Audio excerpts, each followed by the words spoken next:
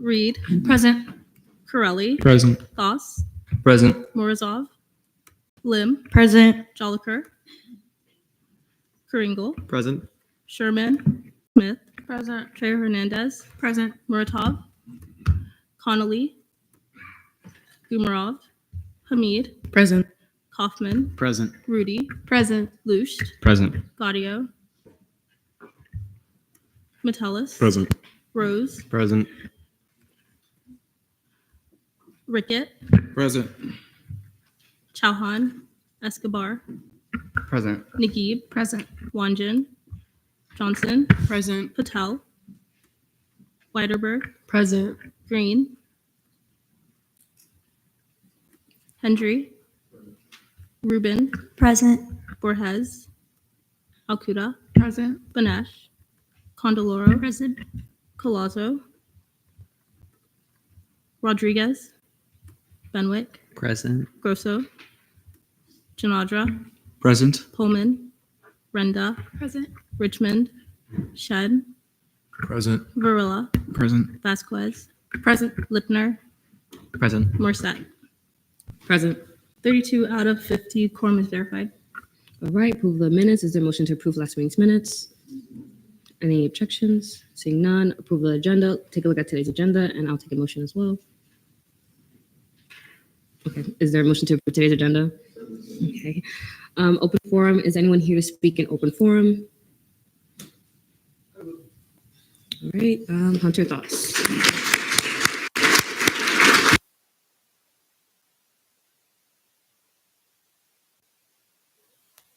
All right. Hello. Can you hear me? Awesome. All right. So it's a shame that Nina isn't here. She went back home to see her mother. But I just wanted to say thank you for all the senators that believed in our campaign. It was a lot of fun. I really enjoyed it. Congrats to Lucy, Jarib, and John and Laura for moving it on to the runoff. Well earned, well deserved. That's it from me. Thank you for voting.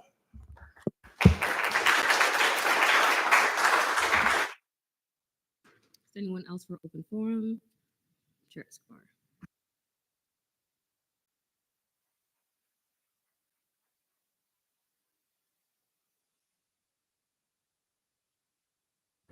This is also my first time standing here, but good evening, Senate. As most of you know, I was not here last week due to being at the Florida Capitol for Earth Advocacy Day, which was from March 5th through 6th, at this yearly lobbying event hosted by grassroots organizations, Gen Clio, Youth Action Fund, Florida Student Power, and more. More than 400 students from universities across Florida gathered to advocate for climate initiatives and for and against bills that are currently in the Florida legislature. My lobby group of UCF and Miami students met with 2 legislative aides and State Senator Guillermo Smith, who represents UCF. And I consider this event to be a great opportunity and success, as my lobby group was able to get Senator Smith to co-sponsor request SB 419, which basically required Florida Light and Power to pause energy disconnections for people who have not paid their bills during times of emergency. And I'm sure many other groups had similar impacts.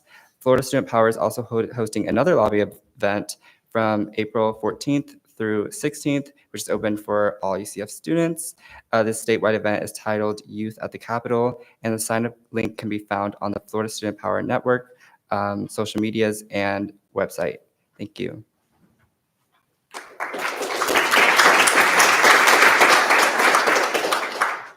Is there anyone else here for open forum? Seeing none, announcements from the Student Body President, President Lister.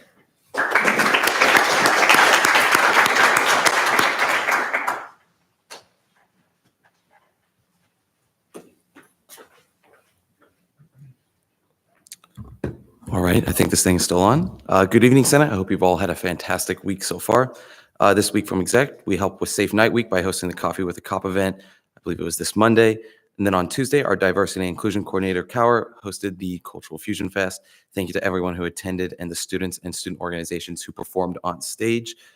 Today, we also partnered with the RWC to host the pickleball tournament there. And we also partnered with UCFPD, CAPS, and STEP to host a Meet the Canines event on Memory Mall. And then just an update of what I'll be doing tomorrow, since we won't be having a meeting next week. Tomorrow, myself and Safety and Transportation Coordinator Liz Lisman will be meeting with the Chief Compliance Officer, Rhonda Bishop, to speak about our emergency training for faculty initiative. Just give some background. We met with Provost Johnson last Wednesday about that, and he referred us to go meet with Rhonda, but he said he was in full support of it. And then as well, Vice President Brawley and I will be meeting with Dr. Carrie Welch from Student Success and Wellbeing. Thank you, everyone, and have a safe and restful spring break.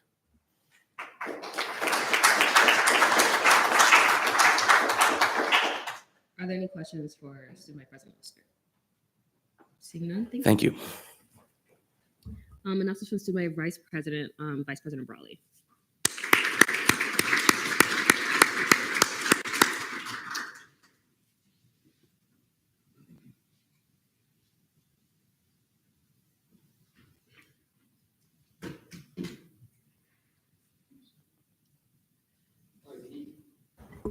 Good evening, everyone.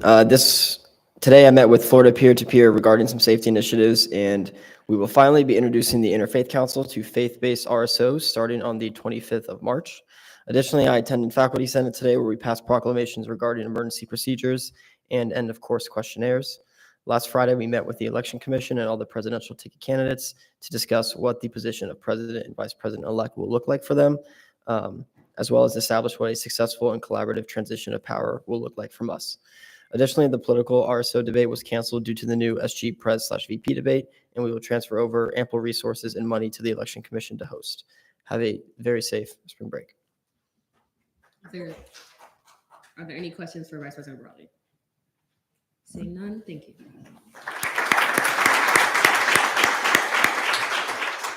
Comptroller's report, Comptroller Samela.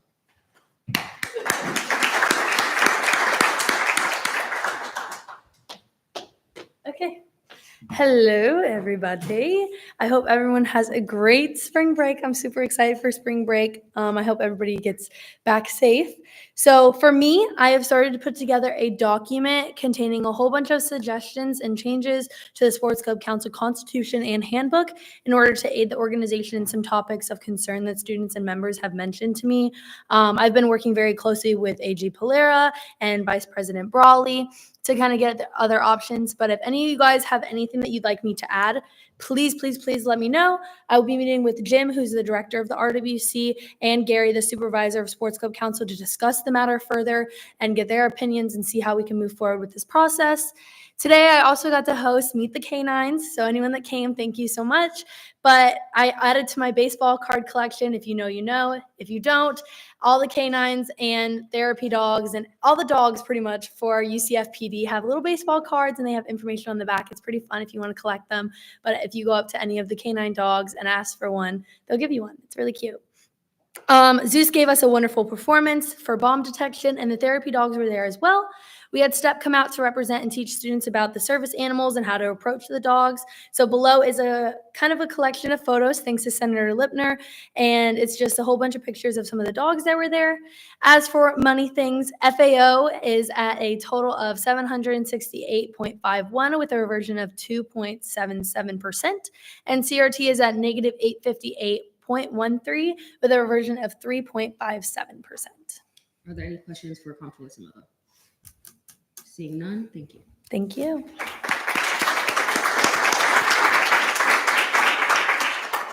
Attorney General's report, AG Polera.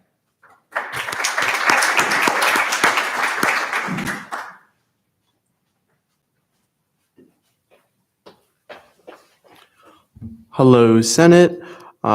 Title 12 and Title 14 are now in accordance with Bill 5622, 5623. I also wrote an opinion that was requested by the Supervisor of Elections, Brown. It's taped up in the office. And yeah, all of you guys, I hope you have a great spring break. Are there any questions for AG Polera? Seeing none, thank you.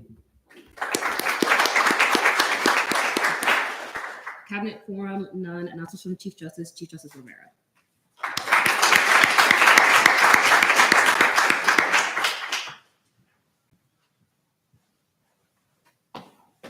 Sorry, guys, that was a long walk.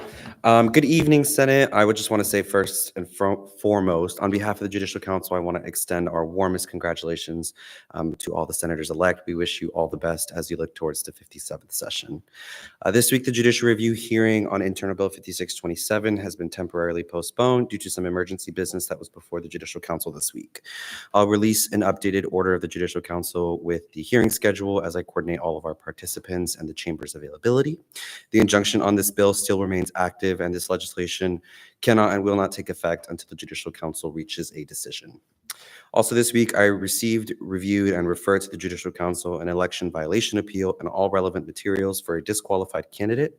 The Judicial Council found that there was procedural error in this election violation hearing, but also found that this error was not sufficient or significant enough to grant a rehearing of this case.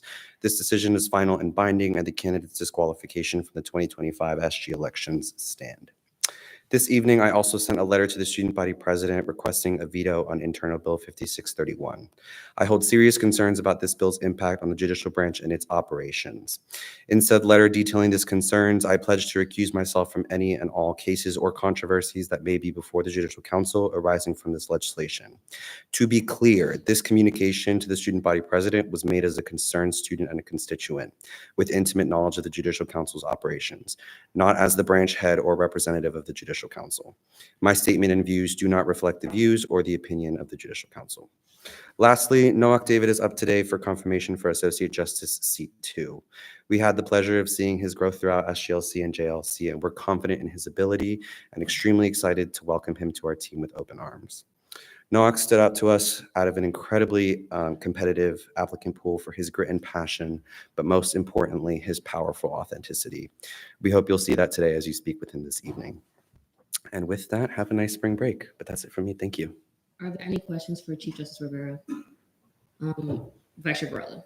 Yeah, about the Internal Bill 5631. Mhm. Well, if the there's not here anymore. If the president decides to, it's more question for the president. If he decides to veto, will we be made privy to the concerns so we can have like the full knowledge? Absolutely. I can expand on some of those now too, if there's a question for that, but it's up to y'all. Yeah, I guess I can ask what your concerns with the bill.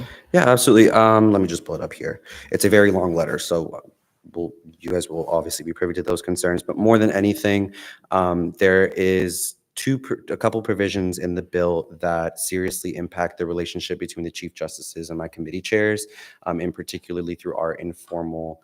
The quote is unofficial or informal interpretive advice on matters related to the student government governing documents. That relationship between me and my chairs as they build precedent in our judicial rules of procedure is core to how we create those documents and as a reference point for the Judicial Council. In addition, there is another provision about training for justices that they must undertake all of working trainings and orientation before they're able to join proceedings. That is a mirror to a provision in Senate's Title III. That provision does not include the key point where a senator cannot vote on measures regarding before the student body senate before going orientation. So it's a little bit of a discrepancy there, and that seriously hinders our ability during the transition season, where I have serious concerns that not having staff be able to vote on measures will grind all of our student service arms to a halt, but also all of our internal mechanisms as well. And so it's a serious concern for me as far as transition goes on one point, but also on the second point for however a chief or a judicial council can execute their core function. Are there any other questions for Chief Justice? Varela. Thank you. This is not about, it's about the judicial review. Yeah. I asked last week about the amicus brief process, like an update on that. Yeah, there is no guidance in the judicial reviews of procedure as I reviewed them. So it's kind of uncharted water, but as the Chief Justice, if there is amicus briefs that would like to be filed, I would present those to the Judicial Council as well. So basically just like email you with a document? Yes, sir. Any other questions? Seeing none, thank you. Thank you.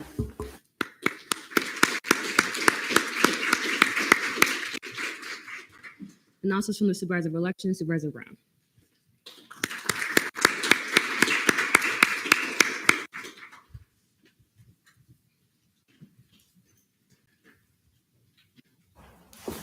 Hi, Senate. I hope you've all had a great week so far. Congratulations again to everyone who was elected or re-elected last night.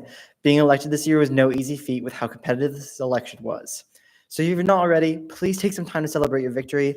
Last night was the conclusion of the primary election, which has resulted in a runoff election, extending the election season as a whole. Thusly, my final report and memorandum will not be completed until its full conclusion. The commission saw 2 violation hearings which required a great deal of analysis and nonpartisanship for both the election and real-world politics. And though I have always encouraged y'all to submit affidavits, and I'm still going to, I'd like to remind you, along with the rest of the student body, that our job is not to act as communication counselors.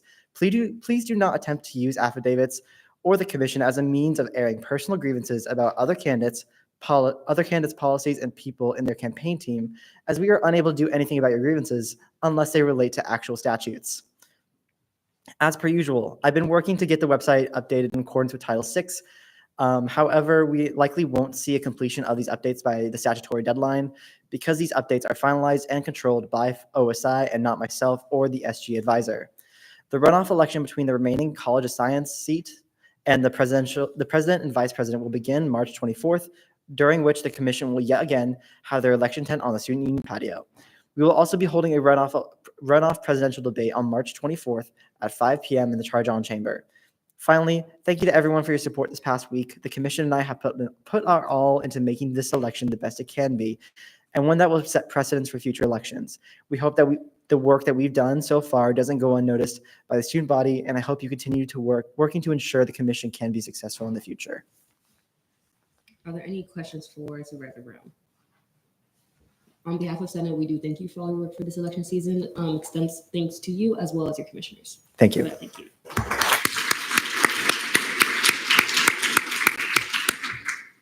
Announcements from the Activity and Service Fee Committee Chair, none. Announcements from the Scholarship Committee Chair, none. Caucus reports, Asian Pacific Islander American Caucus, Chair Lim.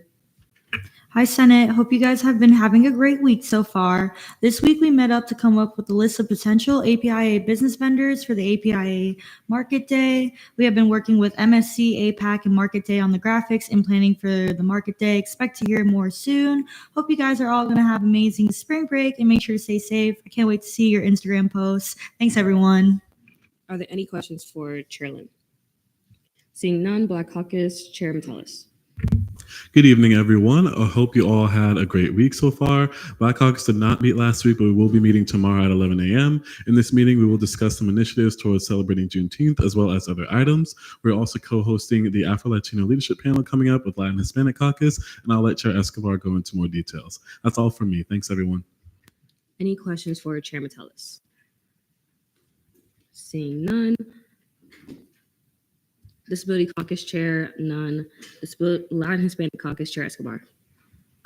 Good evening.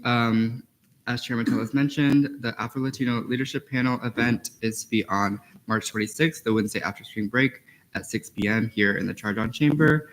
Please come, as it will be an insightful leadership panel, and the Orange County Mayor Demings will be one of the speakers there. And I've also attached the RSVP link, as there is a capacity for the Charge-On Chamber.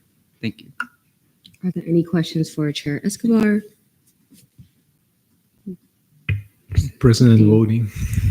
So noted at 7:25 p.m. Eli Richmond. President voting. So noted at 7:26 p.m. LGBTQ plus caucus, none. Military and Veterans Caucus, Vice Chair Kringle. Hi guys, so this week we met with the RSO, Veterans Medical Outreach, to discuss kind of new ways the caucus and the RSO can work together.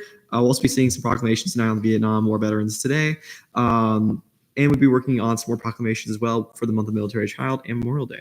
But yeah, today in collaboration, we also hosted the K9 event with Comptroller Smillo. Shout out to her, STEP, and UCF PD. It was a great event, and I will definitely be grabbing some trading cards. Are there any questions for Vice Chair Kringle? Seeing none, Women's Caucus, given by Vice Chair Renda. Hello. So in today's meeting, we discussed the Women's Business Showcase, which is on March 27th from 11 to 4, and the Sexual Health and Wellness Bingo on March 28th from 6 to 9. Hope you all can come. Any questions? Seeing none, Arab Caucus, Chair Alcuda. Hello, Senate. We did not meet this week, but we will be seeing our Ramadan proclamation tonight. Additionally, I attended the special advisor of Nina of UCF Global's event last Tuesday, which discussed the effectiveness of foreign aid in conflict resolution, crisis management.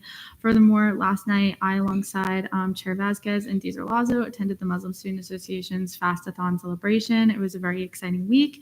Enjoy spring break and stay safe. Any questions for Chair Alcuda? Seeing none, Sustainability Ad Hoc Caucus Chair Lipner. This week, we hosted the Fuller Foundation's annual Climate Corrections Professional Development Conference. Special thanks to Pro Temp Morissette, Vice Chair Gaudio, Coordinator Camarado, Senator Reed, and individuals from the USF Arboretum for helping out. I'm sure that gift card made it a little bit easier, but your time and effort was still very much appreciated. We were unable to meet quorum this week for meeting due to a few senators being out of town or busy with a few other pre-existing commitments, but we still discussed finalization of Earth Day plans and our end-of-year proclamations. And then finally, we'll be seeing a proclamation today regarding World Water Day and Earth Justice Week, which will be happening the week after spring break from March 22nd to March 28th, and will consist of different events each day organized by Coordinator Camarado, with more information provided in the proclamation. We hope to see you all there, and if you have any more questions, feel free to reach out. Thank you. Any questions for Chair Lipner? Seeing none, Intercampus and Transfer Ad Hoc Caucus Chair Varela. Hello, everybody. Meeting tomorrow at 3:30 p.m. for the soon-to-be permanent Intercampus and Transfer Caucus. That's pretty crazy to say. If I would have told myself that would have been happening when I first transferred here, I would have geeked out probably. Sorry about that. And then anyway, to real business, the Transportation Day event that was held yesterday in the atrium was a resounding success. We were able to reach a vast amount of students and hear about the concerns on campus. If you go to the office, there's like a big sheet of paper, like a poster paper, like hundreds of concerns. I encourage you all to take a look at it to see if you can find ideas for initiatives, because these are student concerns that should matter to us, I would hope, if we're being good senators. So please take a look at it. It'll hopefully give you inspiration for next session, for things that still need to be worked on. And then I also want to acknowledge the incredible work the Transfer Center does for advocacy for transfer students, because, without them, there would be no resources for transfer students, So I just want to acknowledge how incredible they are and all the cool events they put on. So yeah, that's it. Thank you. Any questions for Chair Varela? Seeing none, announcements from the Senate President. Obviously, Senate President Pullman is not here tonight, so we heard announcements. Appointments, since the Caucus Executive Committee will be resuming after spring break, since their legislation has been enacted, she is appointing President Lister as the acting committee chair. As always, her anonymous Dropbox links is right there, and if you have any questions, comments, or concerns, feel free to reach out to her via Teams or through her number if you have it, and have a good spring break. Are there any questions about her announcements? Seeing none, Internal Legislative System Report, Ayala Akuda.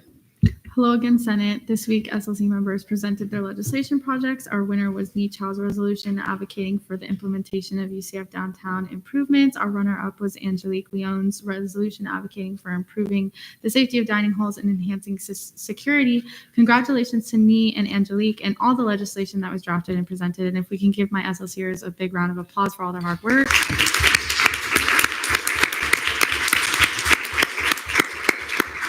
All SLC members did a fantastic job and had great ideas. That being so, I strongly encourage all mentors to provide feedback to their mentees in finalizing their legislation to potentially be submitted to the floor. I remind you all that any senator can introduce legislation, so after having this discussion with your mentees, you could potentially introduce their legislation on their behalf. Congratulations to all senator-elects. Have a restful and safe spring break, everyone. Are there any questions for Ayala Akuda? Seeing none, External Legislative System Report, Eli Richmond. Sorry for being late. I didn't meeting for being an RA. Also, if you have any pressing matter next week, please just text me. I don't want to be on the email. I'll be in Texas and Chicago. Also, law school update. I don't know where I'm going. But the gender reveal will be the weekend after April 1st because I'm making a decision then. But after an unexpected T14 acceptance, who knows where I'm going. Are there any questions for Eli Richmond? Vice Chair Green. President voting. So noted at 7:31 p.m.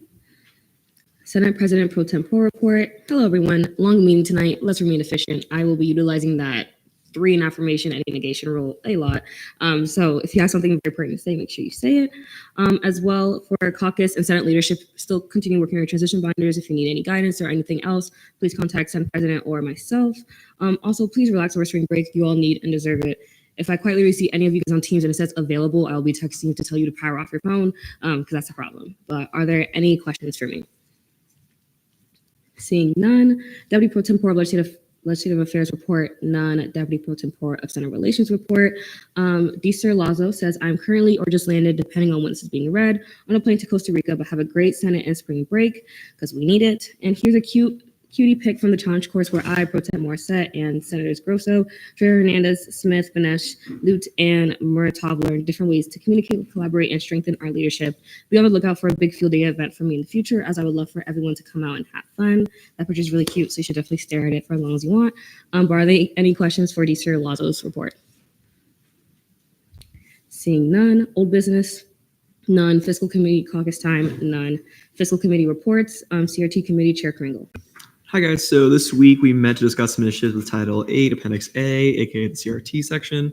We're going to finalize this on the Monday after break and most likely adopt it in committee. Are there any questions for Chair Kringle? Seeing none, FAO Committee Chair Kaufman. We had a great meeting last week. We discussed a potential internal bill idea to ensure transparency of outside funding that will actually be remanded tonight. We also talked about potential updates to the NetConnect forum, as well as about some ideas echoed in CRT that I wanted to bring up with the committee. Any questions for Chair Kaufman? Seeing none, ORS Committee Chair Rose. Last week, we did some post-funding reviews resulting in one new sanction, as well as some VPFs that we postponed. Any questions? Seeing none, fiscal legislation, none, internal committee caucus time, ENA committee. How much time? Oh, he's not here. Oh, Chair Escobar, how much time did you want for the caucus? 20 minutes. Okay, I hereby recess this meeting at 7:33 to reconvene at 7:55 p.m.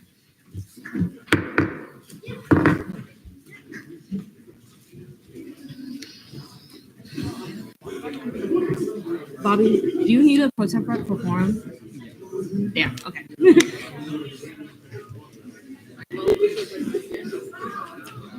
I was gonna get food, but it's fine.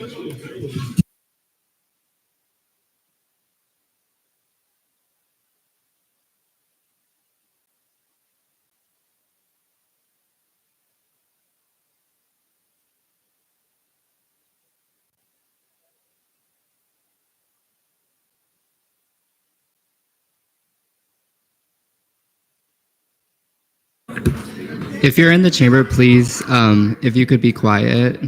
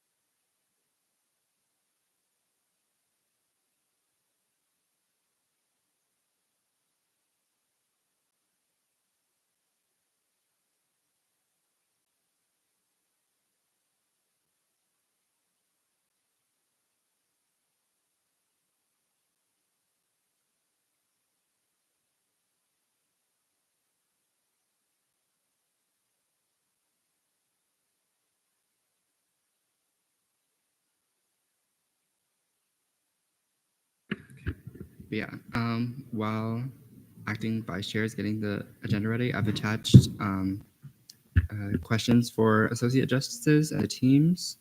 So y'all can pull those up if you need any ideas for asking specific questions for the appointed justice. How are you doing? I am tired. Too much to do, not enough time to do. You know how it is.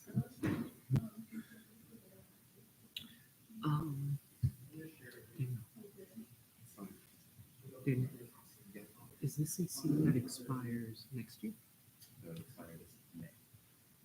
Oh, okay. Gotcha. Oh, you're good. Okay. I hereby call this meeting to order at 7:36 p.m. Roll call and verification of quorum. Chair Quartz. Chair Escobar, Present. Vice Chair Banesh.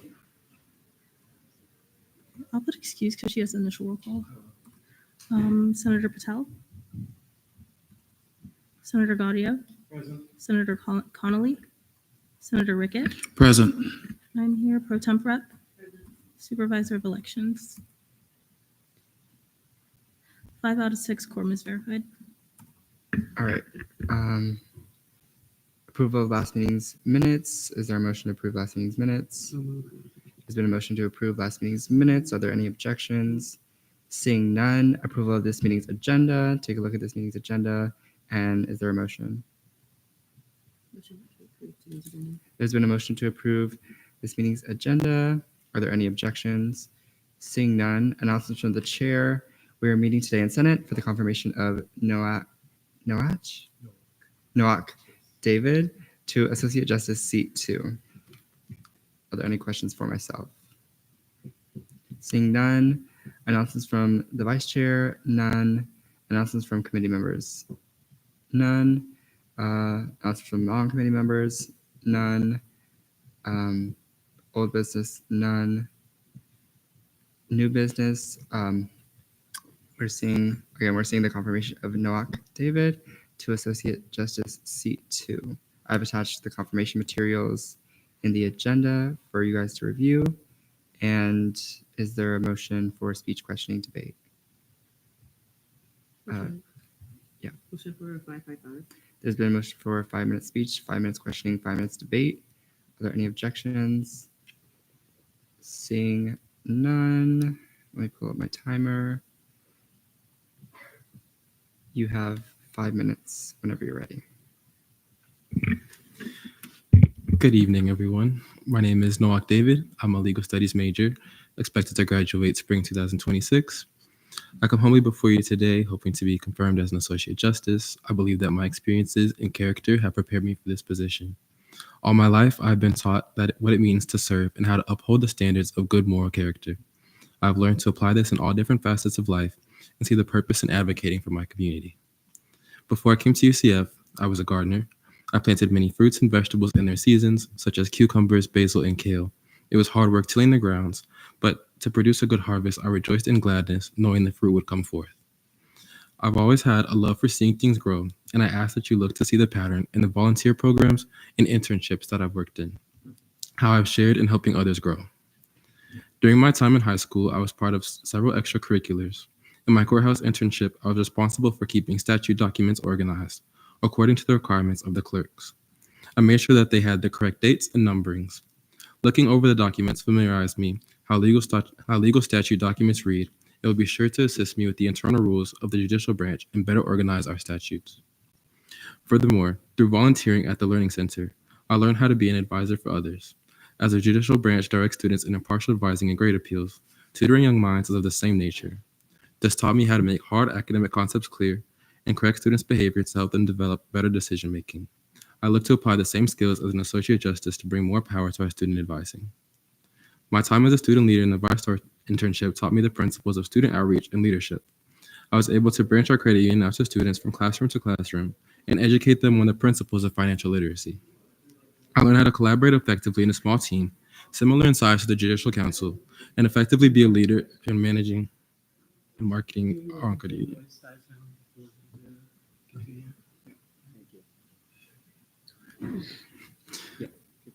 Thus, I am prepared to collaborate with the council to uphold the responsibility of advocating for students and protect their rights. Now at UCF, in my freshman year, I am thankful to have been a member of the Judicial Leadership Council. I took initiative by promoting our outreach, marketing for events such as lounging with the lawyers in my classes. It has also been my pleasure to help connect the branch to our city's federal courthouse as a unique learning experience. I will continue to show the same resourcefulness to add to the judicial branch. For example, one of my initiatives is to have what I call a visitation week. This would be 1 week where students are able to come and attend committee meetings, appeals, and see the judicial branch in action. This would be a great way to showcase to the student body how the judicial branch advocates for student rights. As I said before, growth is important. Growth means change and change for the better. I believe that by having this seat, I can add to the judicial branch to see new projects, new initiatives, and better advocacy for students. Together, we can rejoice in seeing the fruit of change for student government, the student body, and the University of Central Florida. Thank you for your time, and I yield the remainder of my time to questioning. We are now in a period of questioning. We have 5 minutes of questioning.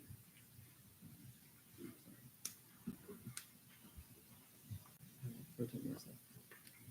Hi, thank you for your speech. It's very prevalent that we can see the passion that you have for the judicial branch. What are the qualifications for somebody to be appointed as a justice according to the judicial rules and procedure? So for someone to become a justice, they have to be appointed by the student body president.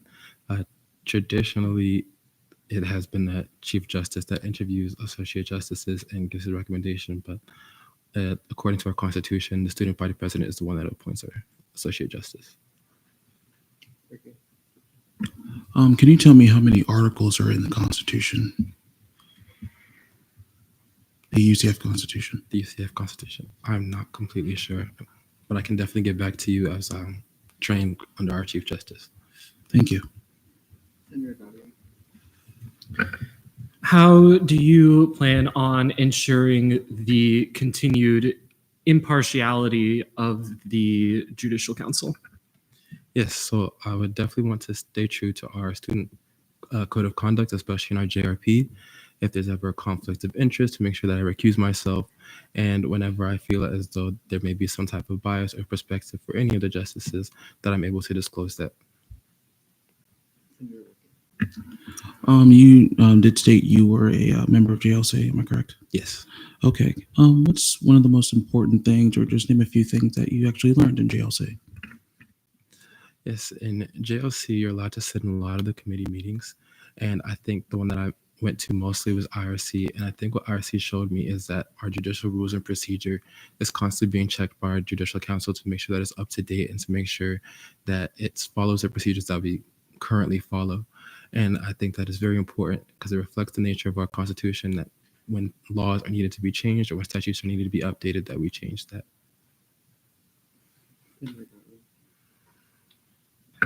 So what, in terms of recusing yourself in the event of a conflict of interest, what would be the sort of line that you would draw at the point where something becomes a conflict of interest?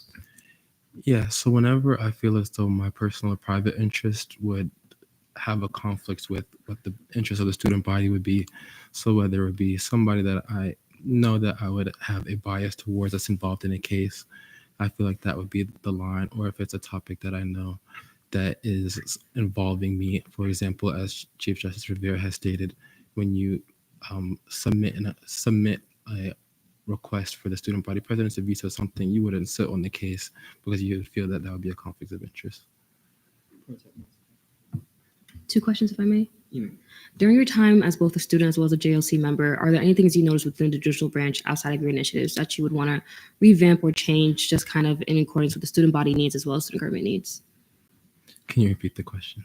Yeah, it's during your time as a UCF student as well as a JLC member, are there any things you would like to revamp or change within the Judicial Council to kind of make it more easier for the student body or just more efficient within student government? Yeah, so one of my initiatives that I think would be a change to the Judicial Council would be our visitation, because I mentioned in my speech, I think that the Judicial Council has a lot of unique ways that they advocate for students that many students don't actually know about.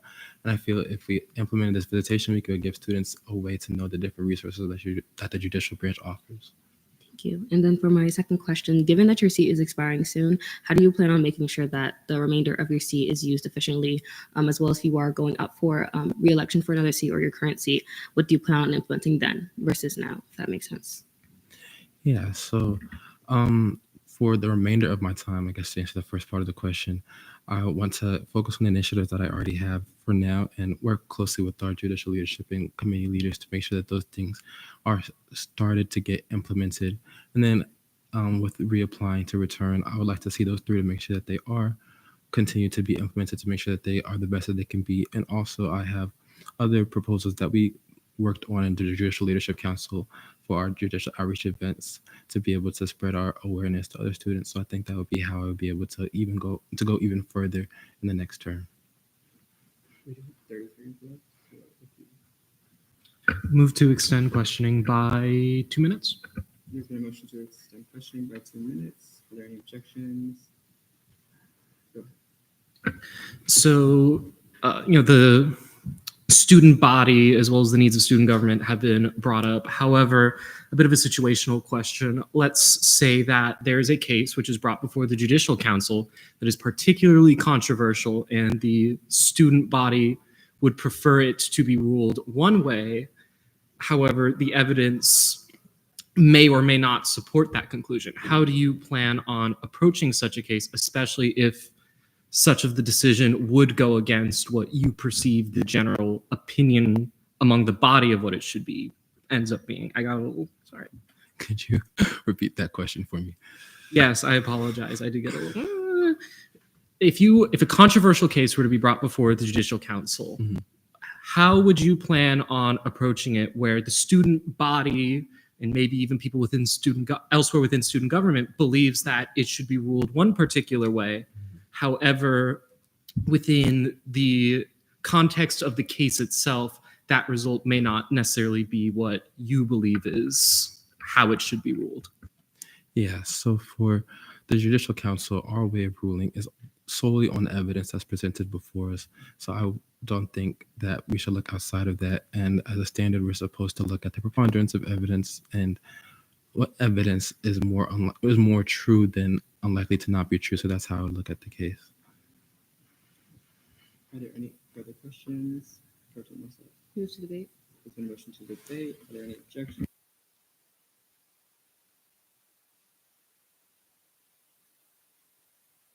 I will be voting in favor of this candidate. I asked him some fairly intensive questions, and he answered them all with grace, as well as the questions asked by the others on this committee. And I look forward to potentially seeing him as a member of the Judicial Council, pending the decision of the Senate. I'm here to confess that I think the members of the E&A committee are one of the most brightest and well-to-do members of SGA. And today, this candidate, I believe, has demonstrated full understanding and a want and a need to be a great justice. I'm looking forward to working with you and having you a part of the SGA team. You've been nothing but a scholar and a gentleman. And yes, you do have room to improve, but I believe you have a wonderful team and a wonderful justice system to help you in your future career. And I think I'll be voting in favor of this candidate. Move to vote. There's been a motion to vote. Are there any objections? Seeing none, we're now in voting procedures. All in affirmation, please raise your hand. All in negation, all abstaining.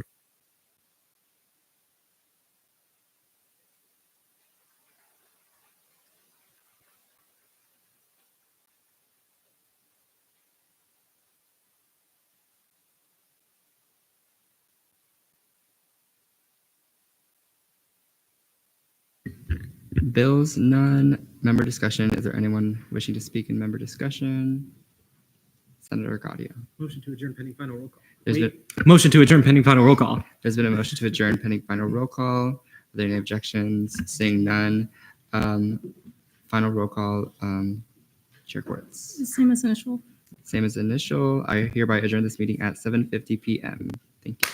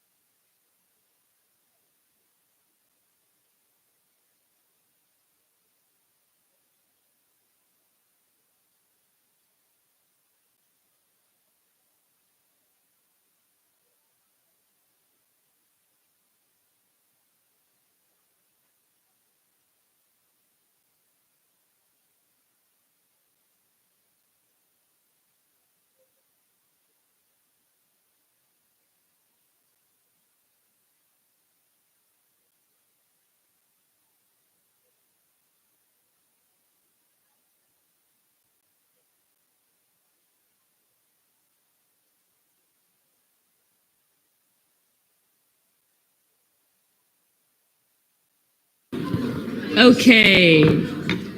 I hereby reconvene at 7:55 p.m. Vice Chair Gaudio. Present voting. So noted at 7:56 p.m. In total committee reports, ENA Committee Chair Escobar. After caucusing, ENA has confirmed Noak David to Associate Justice Seat 2 with a vote count of 4-0 to 1. We will also be seeing 2 internal bills today updating Title VI. Are there any questions for Chair Escobar? Seeing none. GAP Committee Chair Vasquez. Hi, I haven't written it in. Sorry, guys. Today we saw 2 proclamations in GAP. I just want to say these were the 2 proclamations GAP has ever seen. So super exciting stuff. They will be seen on second reading tonight on the floor. We also discussed our timeline moving forward for Day at the Capitol prep as it approaches us. We're going to take the spring break to do some more research, work on briefs, and discussing Day at the Capitol and participation as a whole. So. Are there any questions for Chair Vasquez? Senator Corrali. Can you post that in the minutes? Oh, yeah, sorry. Any other questions? Seeing none, LJR Committee Chair Quartz. Sorry. Hey, Senate. Yesterday in committee, we saw 4 internal bills, 2 resolutions, and 10 absences. 5640 postponed, 5642 and 43 passed 6-0 to 1, and then 5638 failed 2-4 to 1. For resolutions, 5619 and 20 both passed 5-0 to 1. Absences: Gumarov, Lipner, Chauhan, Connolly, Wanjan, Metellus twice. Approved 5-0 to 1. Rose approved 4-1 to 1. Benwick approved 4-0 to 2, and then Wanjan denied 0 to 4 to 2. Our Title IX bills are on the floor tonight, and the Title III bill is on third reading. We looked through Titles 4 and 5 in committee, didn't see anything worth changing. I also messaged the branch heads. They didn't see anything worth changing. And I'm happy to note, after 3 consecutive meetings being 3 hours long, we got out in 1 hour and 30 minutes yesterday.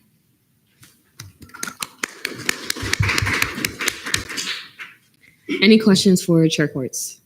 Senator Lipner.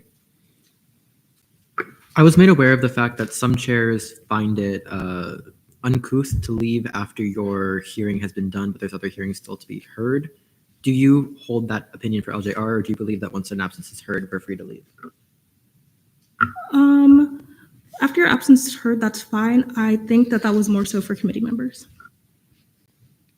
Any other questions? Seeing none, SBA Committee Chair Hamid. Hi, everyone. I hope you're all having a great night. So this Monday I was able to judge the SLC legislative competition, and it was super fun to see all the amazing ideas. If anyone's mentee needs help with making their initiatives a reality, please let me know. And also congratulations to Senator-elect Chow for winning and Senator-elect Leon as the runner-up. This week in SBA, we saw 5 proclamations, all of which passed on first reading. And this past Tuesday, we had the Women in STEM tabling event, which went great. Amazing work to Senator Rudy for hosting and executing it. Quick clap.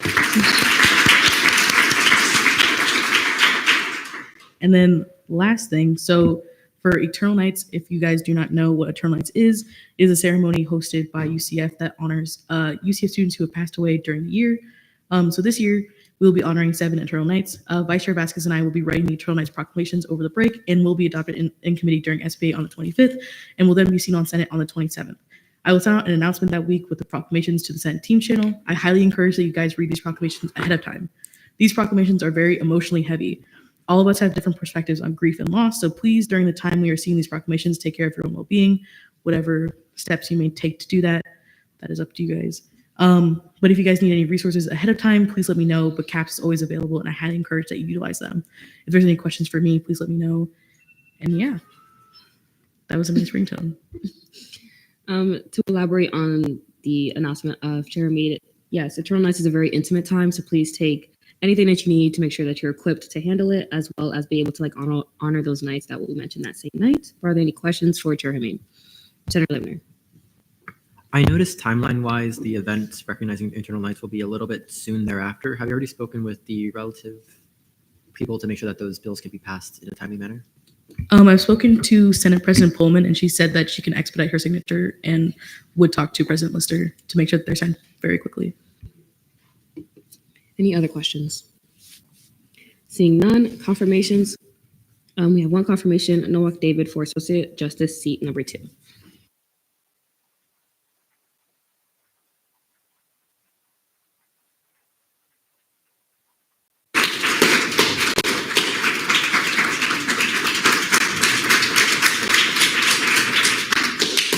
I'll take I'll take a motion for a speech, questioning, and debate.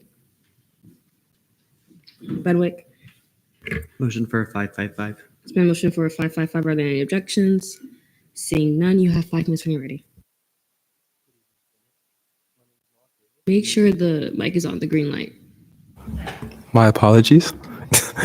Good evening, Senate. My name is Noak David. I'm a legal studies major, projected to graduate spring 2026. I come humbly before you today, hoping to be confirmed as an associate justice. I believe that my experiences and character have prepared me for this position. All my life, I have been taught what it means to serve and how to uphold the standards of good moral character. I have learned to apply this in all different facets of life and see the purpose in advocating for my community. Before I came to UCF, I was a gardener. I planted many fruits and vegetables in their season, such as cucumbers, basil, and kale. It was hard work tilling the grounds to produce a good harvest, but I rejoiced in gladness knowing the fruit would come forth.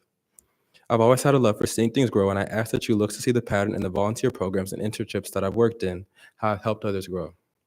During my time in high school, I was part of several extracurriculars.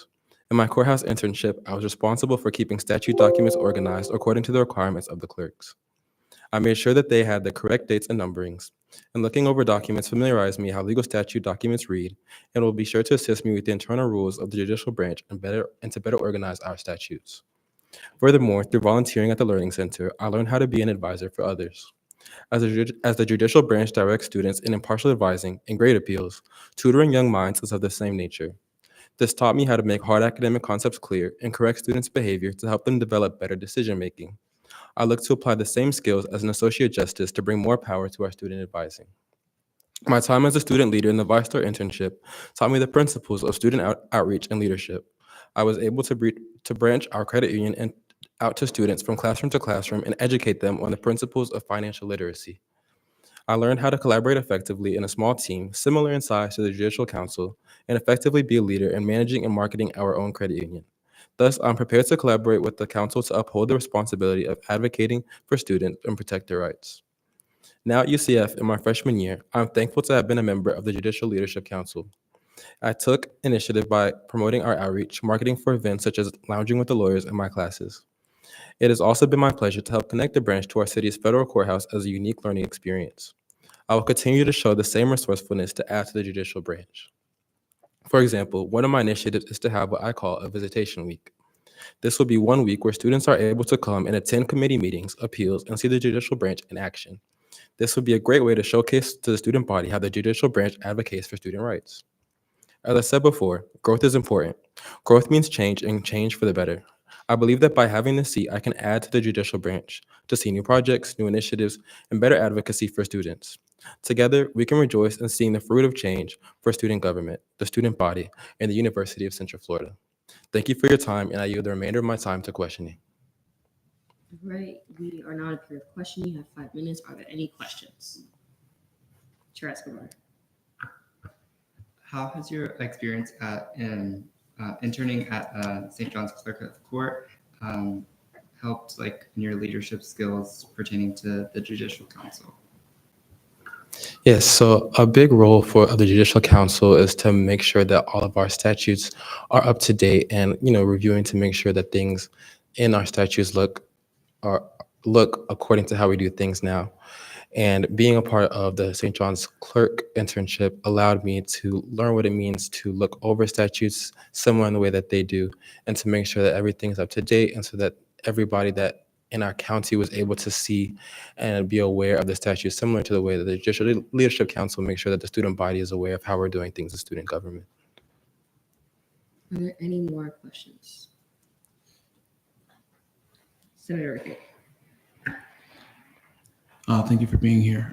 Can you, there's a lot of students that come in and out the office and come to the district regarding parking. Can you just give us some of your ideas on how to help out that process and kind of what students are going through as far as, the parking process here? Yeah, so for the parking appeals process, it's basically when students first go, obviously, to our parking administration here at UCF. And if they don't like the appeal, if they don't like their decision, they can appeal it to the Judicial Council. And our Judicial Council redoes the hearing, and they can either lower the sanction, keep the sanction to their discretion. And I think as long as we continue our efforts through our precedent committee to change our website to make it more accessible through the Night Connect form and things of that nature, then we'll be able to make it more accessible to students. Senator Ricker. Motion go to debate. Is there a motion to move to debate? Are there any objections? Seeing none, we are now in debate. Metellus, Lim, and Reed. I'll be voting in favor of this candidate. I saw his resume and his speech, and I feel like he's very qualified for this position. Also, I love seeing that a JLC is very eager to join the judicial branch so soon. That I'm very proud of this candidate for taking that initiative. That's incredible, and I'm looking forward to seeing them be successful. Lim? So I'll also be voting in favor. I'm from Jacksonville too, and I also did the ViStar program. And I know how it is working at the branch and how it prepares you. And I think you'll do such an amazing job as a justice. And your resume, it speaks for itself. Like when I read your cover letter about Arlington, like I know that area and I'm really like impressed and I'm so glad you've helped out. So yeah, I encourage you all to vote in favor too. Reed? When just looking at the resume alone, I was absolutely floored by all the work that this candidate has done. But more importantly, I think it was the speech that truly blew me away. Such a well-spoken individual, and also I could really feel the passion come out of this person. And I am more than happy to vote yes, and I can't wait to see all the work that is going to be done. That is 3 in affirmation or any negation. Senator Gaudio. Move to vote. Has to be done by the ENA chair. Whoops. Chair Escobar. Move to vote. There's been a motion to move to vote. Are there any objections? Seeing none, we are now there.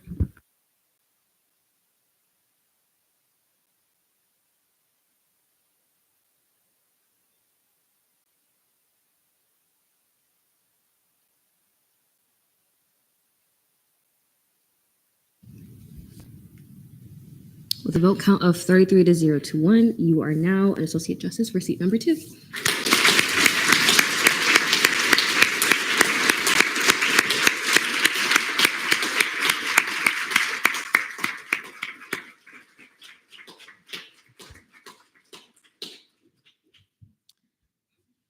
All right, internal legislation, notice of legislation on first reading, Internal Bill 5645. Guys, I'm not good with Roman numerals, so updates to Title 6.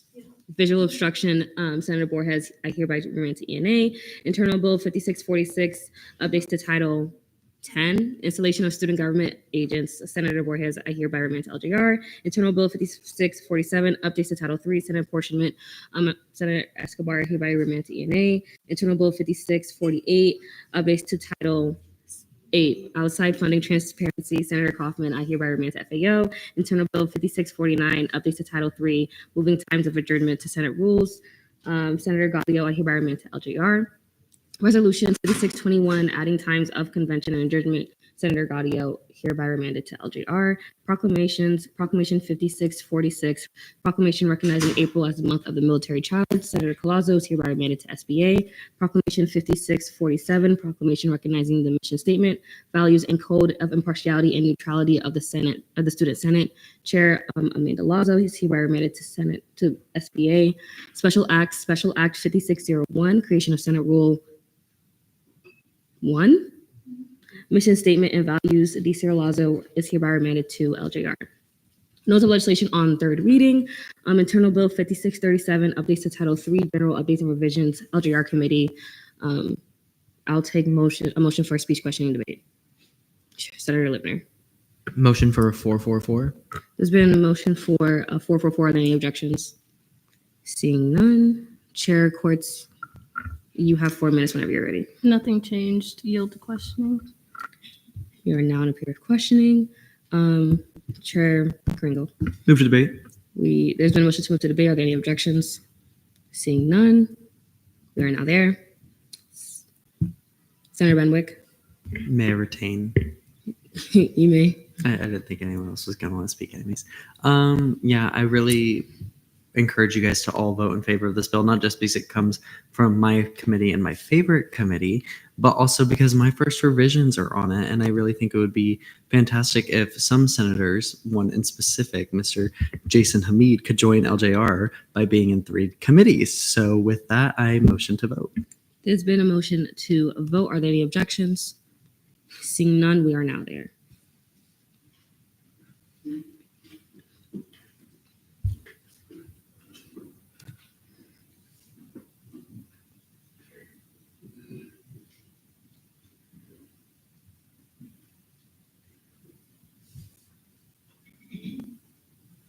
With a vote count of 34 to 0, Internal Bill 5637 passes third reading.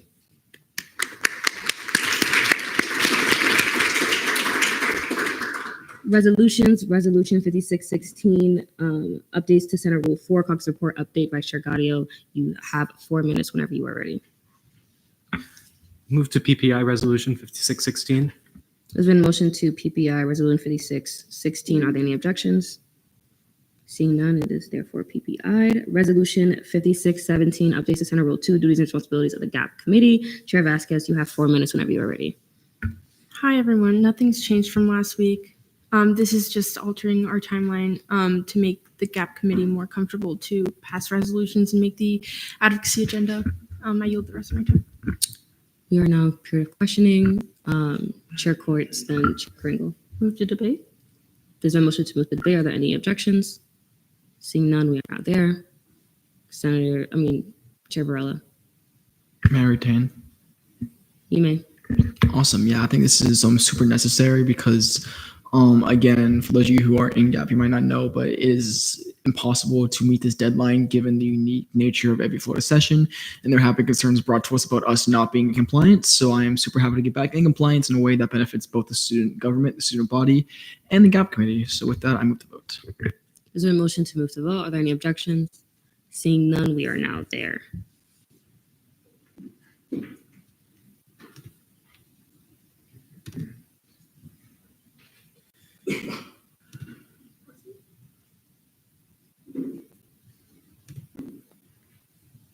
With a vote count of 34 to 0, Resolution 5617 passes third reading.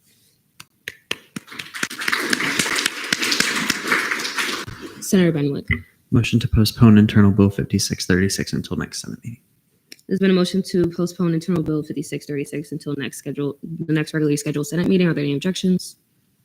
Seeing none, Internal Bill. Chair Vasquez. I would also like to postpone Internal Bill 5638. Do I have to give a time when I want it to be seen again? No. Unless you want to push it past the next regularly scheduled Senate meeting. Yes. I can do that.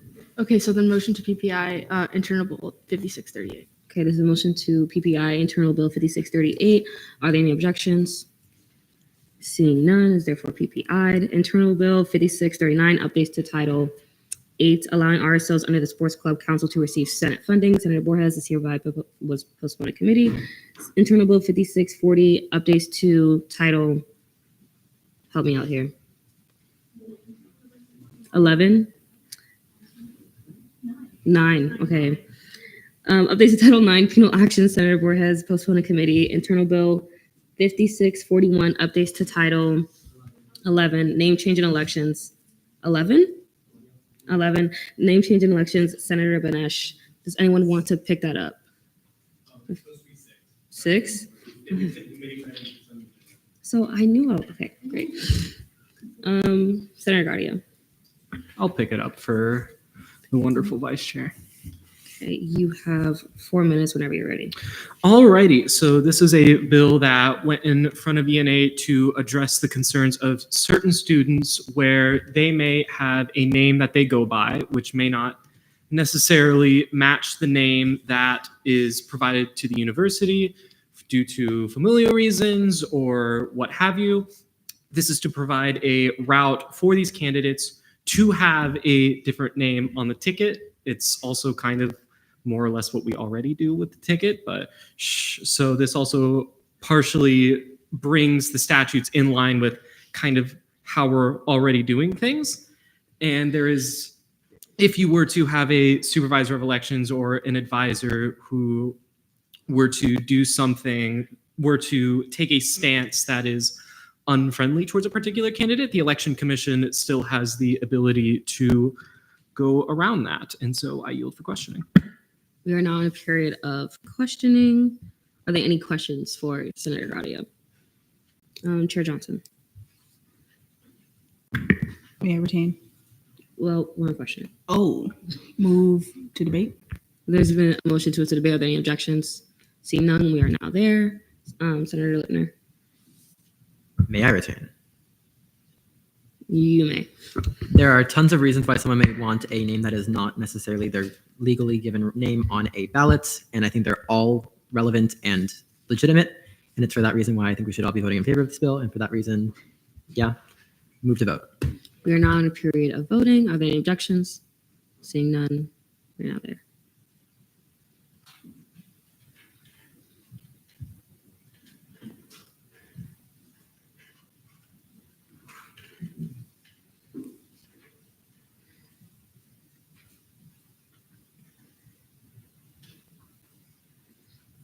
With a vote count of 32 to 0, Internal Bill 5641 passes second reading.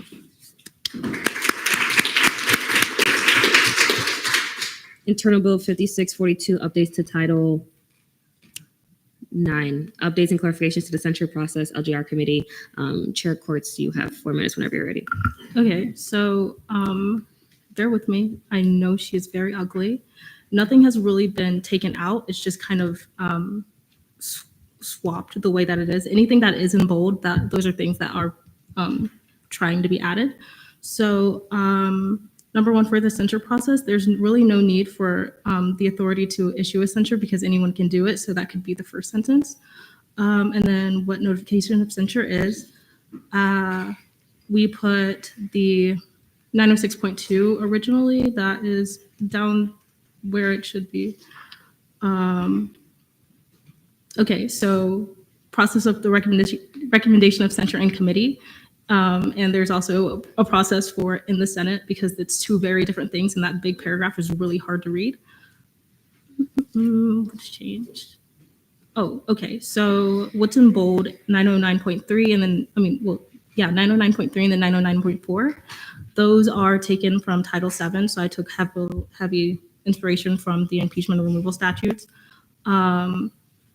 So that's just kind of saying, putting in writing what documents, and then 10-minute reading time just automatically, the process of that.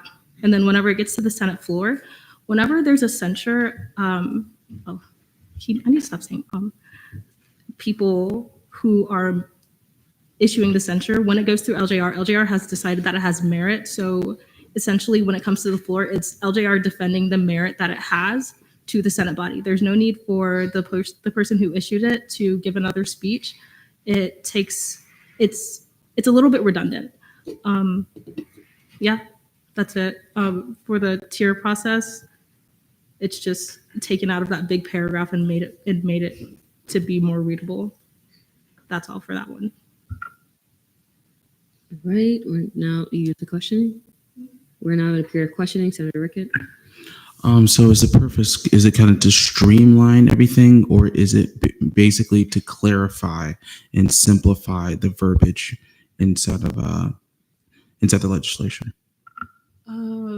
So it is to clarify things. I'm not really too sure about the second part of your question. No. So the piece of legislation, it would simplify the verbiage. Like make it simple for everybody to read, kind of. Yes, and easier to carry it out because a lot of it is very vague and you can't really tell what it's saying. So yes, simplify it and also clarify it. Aile Okuda. I might have just missed it, or maybe you could answer this question. Does your bill propose any structure to how the penal action would be voted on? Would it be separate still? I didn't see that. As it's standing, it would still be separate. The purpose of this specific bill was to make verbiage updates and clarifications. Any penal action ones would be a different bill. I didn't want to put it in the big one. Vice Chair Gaudio, if you have a response. Just something to add on that there is also currently a bill pending in LJR for updates to proposing penal actions. So there is a bill for that. It's just not part of this. Are there any more questions? Seeing none, Chair Kringle. Move to debate. There's been a motion to move to debate. Are there any objections? Seeing none, we are now there. Aili Akuda.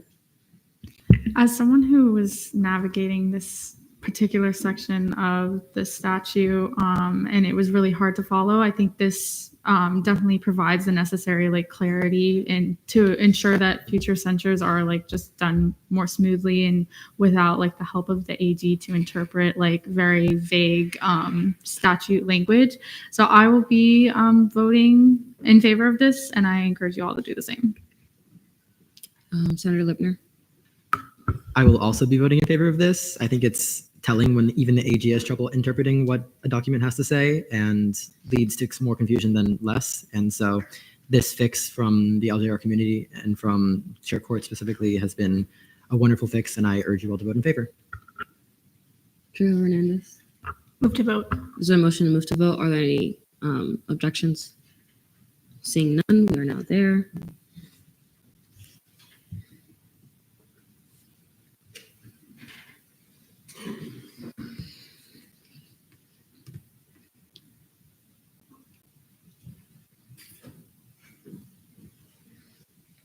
With a vote count of 34 to 0, Internal Bill 5642 passes second reading.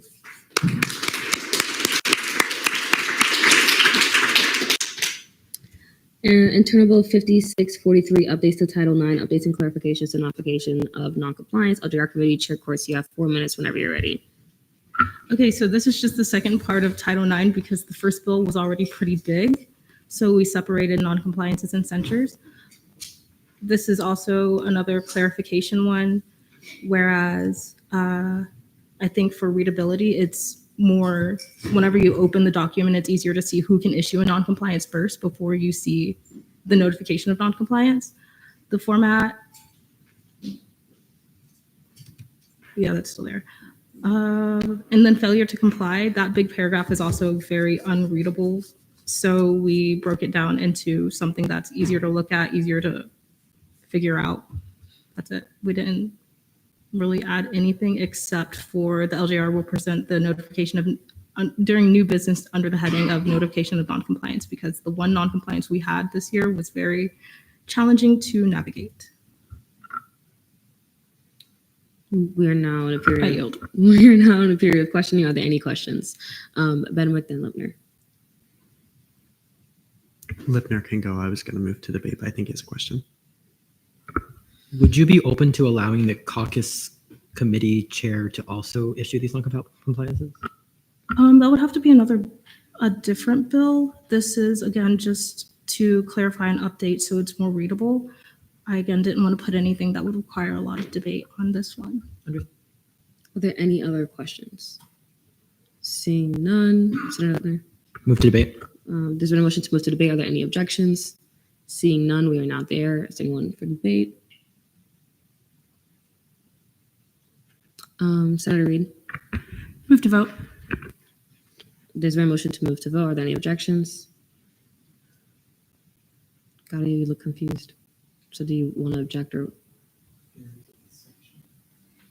There's a section on there that should be bolded that was not bolded. Do you want to object? Yes. Okay. There's been an objection. Do you withdraw, Senator Reed?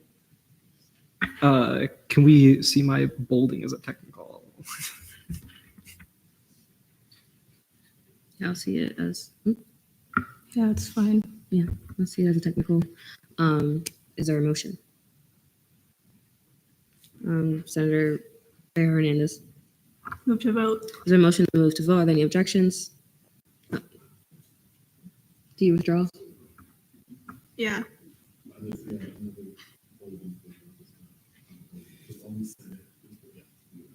Brody. Sorry, I this is true of the last bill as well, and it took me a little bit to kind of catch up, but there's like a bunch of things that need to be addressed as far as things that are bolded or things that are being moved, but that's not clear on here. Regardless of what you do now, I think we need to sit down and look at some of this stuff before it votes next meeting. There's like a bunch of stuff. Chair Courts. Yeah, so I did ask the D-Leg, and he said like anything that was new, bold, but anything that was switched didn't really. That's incorrect. Okay. If it is changing in any way, it has to be referenced, whether it's Okay. struck through or bolded. Okay, so we'll talk about that. Yeah. Chair Metellus. I don't know if it's visible, but like motion to see what I unbolded as a technical. It was literally just Senate in the word the Senate President Pro Tempore. Like it was very random, and I Let's noticed see that. that as a technical. Yeah. Senator Lubner. Move to debate. Vote. Move to vote. There's a motion to move to vote. Are there any objections? Seeing none, we are now there.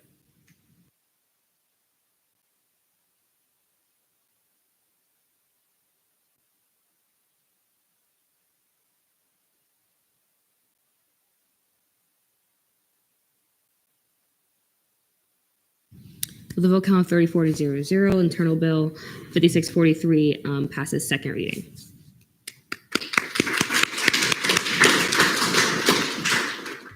I hereby yield the chair to Chair Courts. Okay, hello. Where are we at? Okay, Internal Bill 5644 updates to Title VI, the election statute. Senator Lazo, does anybody want to pick it up or? Gaudio? Move to postpone internal bill 5644 until the next regularly scheduled Senate meeting. There's been a motion to postpone 5644 until the next Senate meeting. Any objections? Do you object?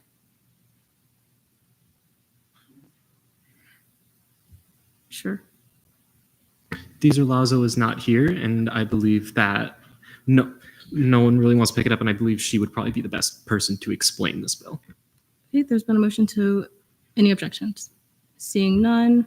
Resolutions, Resolution 5619 updates to Senate Rule 2, duties and responsibilities of the SBA Committee. Senator Hamid, you have 4 minutes whenever you're ready. Hi, guys. Okay, so this resolution is just updating the section of Senate Rule 2 about the SBA committee. It's more to make it, I guess, more in line with what the committee does. So it basically expands on what outreach really means. So it says like including in-person and digital methods for outreach instead of just saying outreach in general. It also makes sure that the SBA committee will consistently engage with students, and also includes that we survey students, because all the time when we table, we survey students with our concern form. Also just adds the word concern to 2.03 G3, which we call all the things that we get concerns because they are concerns. So yeah, I yield my time to questioning. All right, we are now in a period of questioning. Lipner. What would your opinions be if SBA were the committee to handle legislative priority surveys?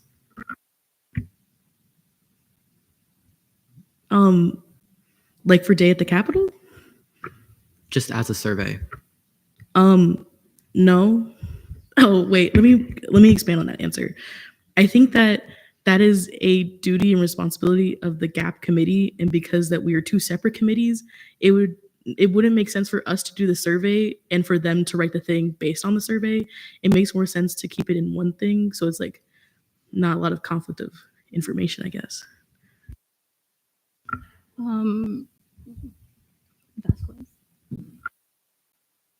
Yeah. Yeah, just to add on to what Chair Hamid said, our responsibilities kind of cover two different umbrellas. The SBA committee kind of covers the anything that impacts UCF on like an on-campus level, or at least like surrounding. GAP covers any topics regarding at a local, state, and federal level in terms of government-related things. I yield the chair back to Pro Tem Morissette. We're in questioning for Resolution 5619. Benwick. Move to debate on the resolution. There's been a motion to move to debate. Are there any objections? Seeing none, we are now there. Gaudio. May I retain? You may. As the SBA rep for LJR, I watched the committee kind of go through this. It was a bit of a multi-week thing just to make sure it was in tip-top condition. They did a great job. You all should vote in favor, and with that, move to vote. Is there a motion to move to vote? Are there any objections? Seeing none, we are now there.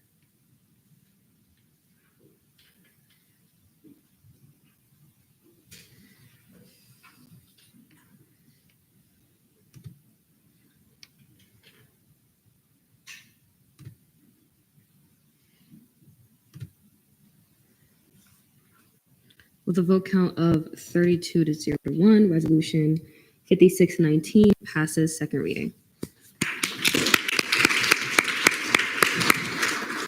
Resolution 5620 updates to Senate Rule 7, Student Senate absences. Chair Hamid, you have 4 minutes whenever you're ready. Hi guys, again. So this resolution is updating Senate Rule 7.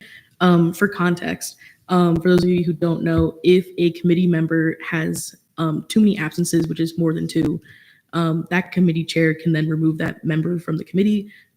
There's nowhere in statutes that says that that chair must notify that person that they have been removed. It's kind of just always been like a common courtesy. However, some chairs can just choose to not do that, and that's completely okay because there's no statute saying they have to. However, that does cause some problems of people might not know that they've been removed from a committee, and if you are not a part of a Senate committee and do not join one within, I believe, 2 Senate meetings, then you are removed from Senate. And this has happened to 2 individuals, I believe, this session. Yes, okay, 2 individuals this session. So, people can be going through a whole ton of things that could make them, miss committee meetings and then be removed. But I think that we should make the common courtesy the standard practice so that those students know that they've been removed so they can then join a new committee. And yeah, I yield to questioning. We are now up here to questioning. Are there any questions? Senator Rickett. Can you just expand on the exact parameters and situations where a chair would not inform a fellow senator that they've been removed from their own committee? I'm not sure because I know that there have been chairs in the past who have just not informed members that they've been removed from the committee. I don't know why they would or would not, as I'm not them, but I guess just personal choice. If Chair Varela wants to expand, I guess he can. Varela. Yeah, I think I remember when this happened because I was here from the beginning of the session. I think that the issue is that a chair might just remove someone because they haven't been there, and then that person is then not in compliance with their one committee meet that they need. So that person can then end up being removed without being notified that first email that gets that sorry you're not there anymore. So I think the idea is that if someone isn't going to their committee meeting, you first get an email saying you now have no committee anymore because you've been removed from your committee. So then they can take steps to remedy that rather than just like you're suddenly removed from Senate, even though you maybe just forgot about the committee or you didn't have time or something. Senator Rickett. So with this bill, it would mean that if a chair fails to inform a senator they've been removed from their committee, would that chair be in noncompliance?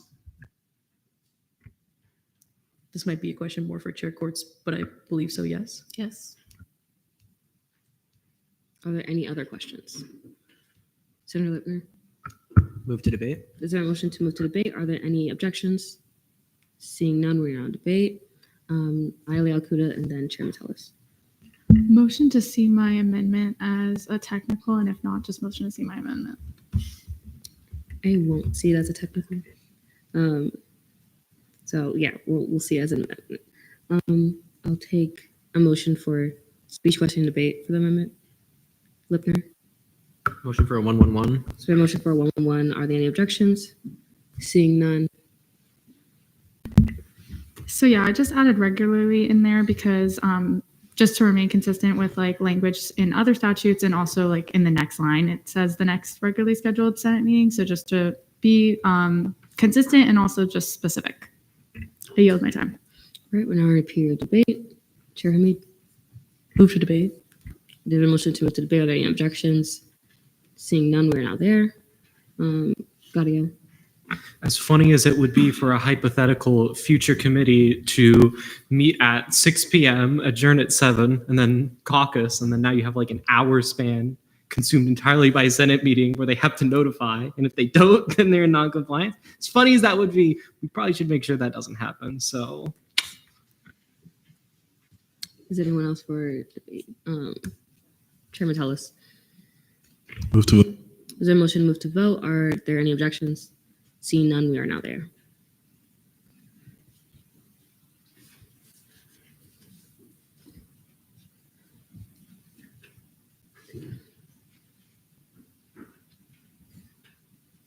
With a vote count of 34-0, Aile Akuta's amendment passes. We are still in debate. Senator Lipner. Move to vote. Is there a motion to move to vote? Are there any objections? Seeing none, we are now there.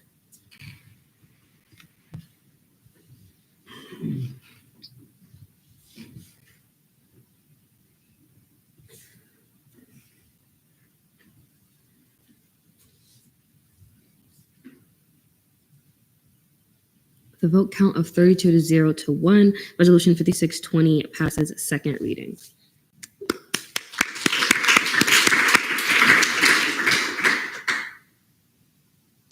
All right, proclamations. Proclamation 5639, proclamation recognizing May as Jewish American Heritage Month by Senator Rubin. Point of clarity, do I have to do speech questioning debate again, or we can still do 444? We'll stay in 444. So Senator Rubin, you have 4 minutes whenever you're ready. Good evening, everyone. I will be brief, but this is my first piece of legislation, so please bear with me. This proclamation recognizes the month of May as Jewish American Heritage Month, which is an officially recognized month each year by the U.S. government. It's especially important to me because I'm of proud Jewish heritage, and UCF also has a large Jewish population, so I represent them all when I present this to SG. I have met with the leadership of Hillel, one of the Jewish RSOs, as well as done a lot of research on my own to make sure this proclamation represents the community well. The main goal of this proclamation is to recognize the month and to acknowledge the good that the Jewish American community has done for the U.S. There's not too much to this proclamation as there's no programming on campus for the month to promote, so it just raises awareness. Thank you so much, and I know we have several more proclamations to get through, so with that, I yield my time for questioning. Are there any questions for Senator Rubin? Senator Lipner? Move to debate. There's a motion to move to debate. Are there any objections? Seeing none, we are now there. Senator Reed.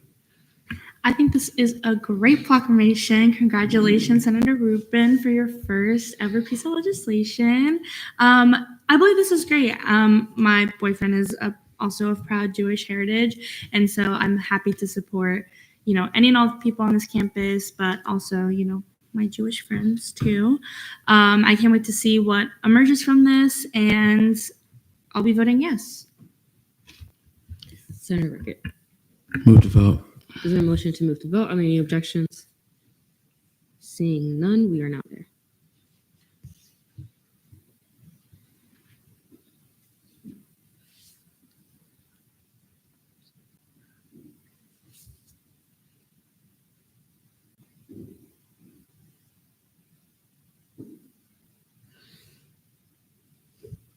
With a vote count of 31-0, Proclamation 5639 passes on second reading.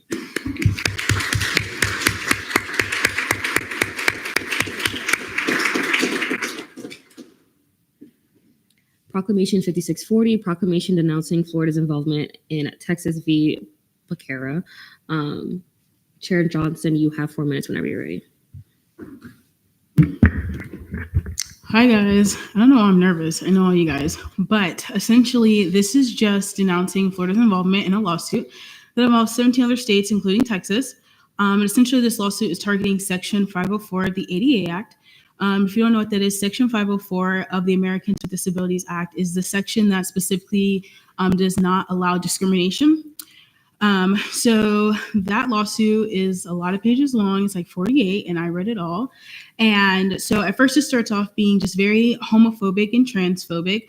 Last year, the Secretary of Health, they voted to expand the term disabilities to include gender dysphoria, which is something that you can be diagnosed with as per the DSM-5. And so this lawsuit claims that that is like unconstitutional because when Section 504 of the ADA Act was first enacted, they discluded quote unquote disorders of gender identities, which is not a terminology used anymore or recognized by the statistics and manuals of mental disorders. And so they kind of use like the first 20 pages just like denouncing that. So in my whereas clauses, I not only use that time to point out why they're wrong, but to also back up all evidence. So if you guys need citations, I definitely have them. And then at the very end, they pretty much ask for Section 504 to be completely removed, because they're saying that it's forcing states to comply with non-discrimination instead of encouraging them. And essentially this is a problem because per Section 504, any federal money that is used within the states has to comply with non-discrimination. And so not doing that means that states can choose to be discriminatory if they so wish. And these were some concerns that was brought up during the legislative survey this year. And as chair of the Disability Caucus, I wanted to show allyship to the LGBTQ plus community, and I got their approval. And I just wanted to kind of stand up and ask Florida to withdraw, because I just don't think that any of this rhetoric has a place in this state, despite popular belief. We are now in a period of questioning. Are there any questions for Chair Johnson? Seeing none. Senator Reed. Move to debate. Is there a motion to move to debate? Are there any objections? Seeing none, we are now in debate. Chair Vasquez. In GAP committee, we obviously discussed this topic. I encouraged all members to write legislation, even though if we cannot take it to Tallahassee when we go to Day at the Capitol, I encourage people to write proclamations addressing any legislation happening at the state or federal level. So I'm very proud of Chair Johnson for taking the initiative to write this. I'm very much in favor of it. I think they go into a lot of detail, giving great kind of trickling down into like general statistics into more specific statistics, and also including the fact that we did get concerns about this on the legislative priority survey that we've conducted. So kudos to you, Chair Johnson. That's it. Vice Chair Varela. Yeah, also, I want to express support for this, because I think a lot of us as students and kind of just citizens of America, I feel like a lot of times we pay attention to kind of big name news things in terms of bills being passed or things being said in the media or what the executive branch does or federal government. It's also really important to know that a lot of policy is made and decided on in the courts. Right. So it's really important that when there is really important policy being decided in the courts, we're paying attention to it, especially when it really pertains to students and the work we do here. So I want to thank Senator Johnson for being astute in her attention to the national news and not letting this proceeding go unnoticed. Are there any other pieces of debate? Chair Escobar. Motion to see my amendments and be it further resolved. Is there a motion to see Chair Escobar's amendments? Are there any objections? Seeing none. Is there a motion for a 111? Okay. You have 1 minute whenever you're ready. Yeah, so in GAP, we discussed like kind of like who to send it to. There's some debate over like sending this proclamation to our Florida U.S. senators, Senator Scott and Senator Moody, just like because of like, I guess their nature as like U.S. Florida senators. So yeah, I added our Florida senators because this is like an interstate matter. So yeah. We are now in a period of questioning. Are there any questions for Chair Escobar? Senator Lippner. Move to debate. Is there a motion to move to debate? Are there any objections? Seeing none, we are now there. Senator Reed, then Lippner. Yeah, as I stated in GAP committee earlier, I am more than down for this. So move to vote. Move to vote, you said? Yeah. Okay, there's a motion to move to vote. Are there any objections? Seeing none, we are now there.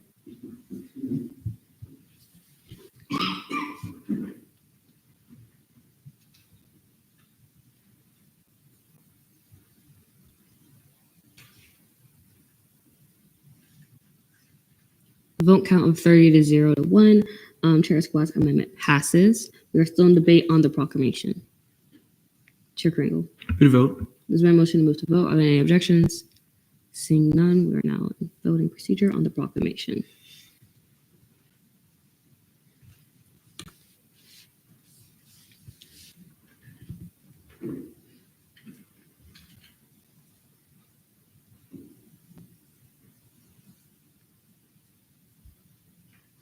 With a vote count of 31-0 Proclamation 5640 passes on second reading.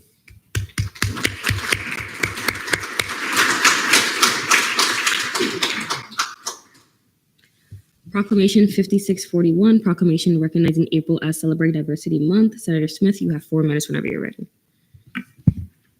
Hey guys, so the idea for this proclamation originated in Latin Hispanic Caucus as a way to recognize individuals and groups that are currently under fire both legally and socially as of late.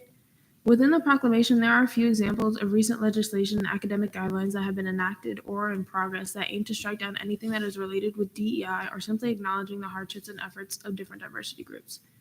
Diversity is not something that should be feared or shunned, which is why I've written this proclamation in order for UCF to acknowledge the achievements, celebrate the vast amount of diversity groups in our university, promote open-mindedness, and foster understandings of different groups of people within our student body as a whole, which is essentially the goal of Celebrate Diversity Month, as it seeks to convey the need for understanding varying cultures. Also, just for a little background, Celebrate Diversity Month is a globalized event, and it started out in 2004 by 2 different diversity consulting forums that campaign to recognize the global achievements of diverse individuals and cultures while also being a way for people to gain deeper understandings of each other as multiculturalism continues to flourish.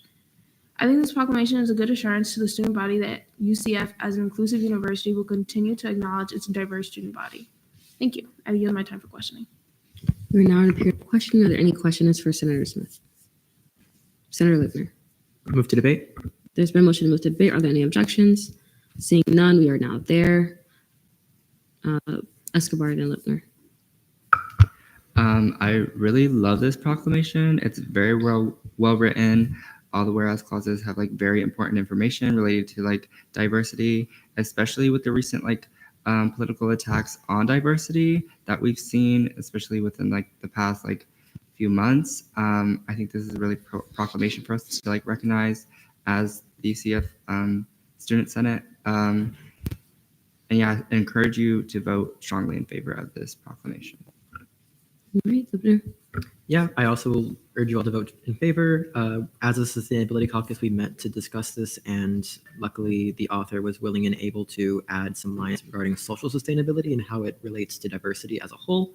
So thank you to that, and overall, just a great proclamation, and I'm all for it. With that, may I retain? You may. Move to vote. There's been a motion to move to vote. Are there any objections? Seeing none, we are now there.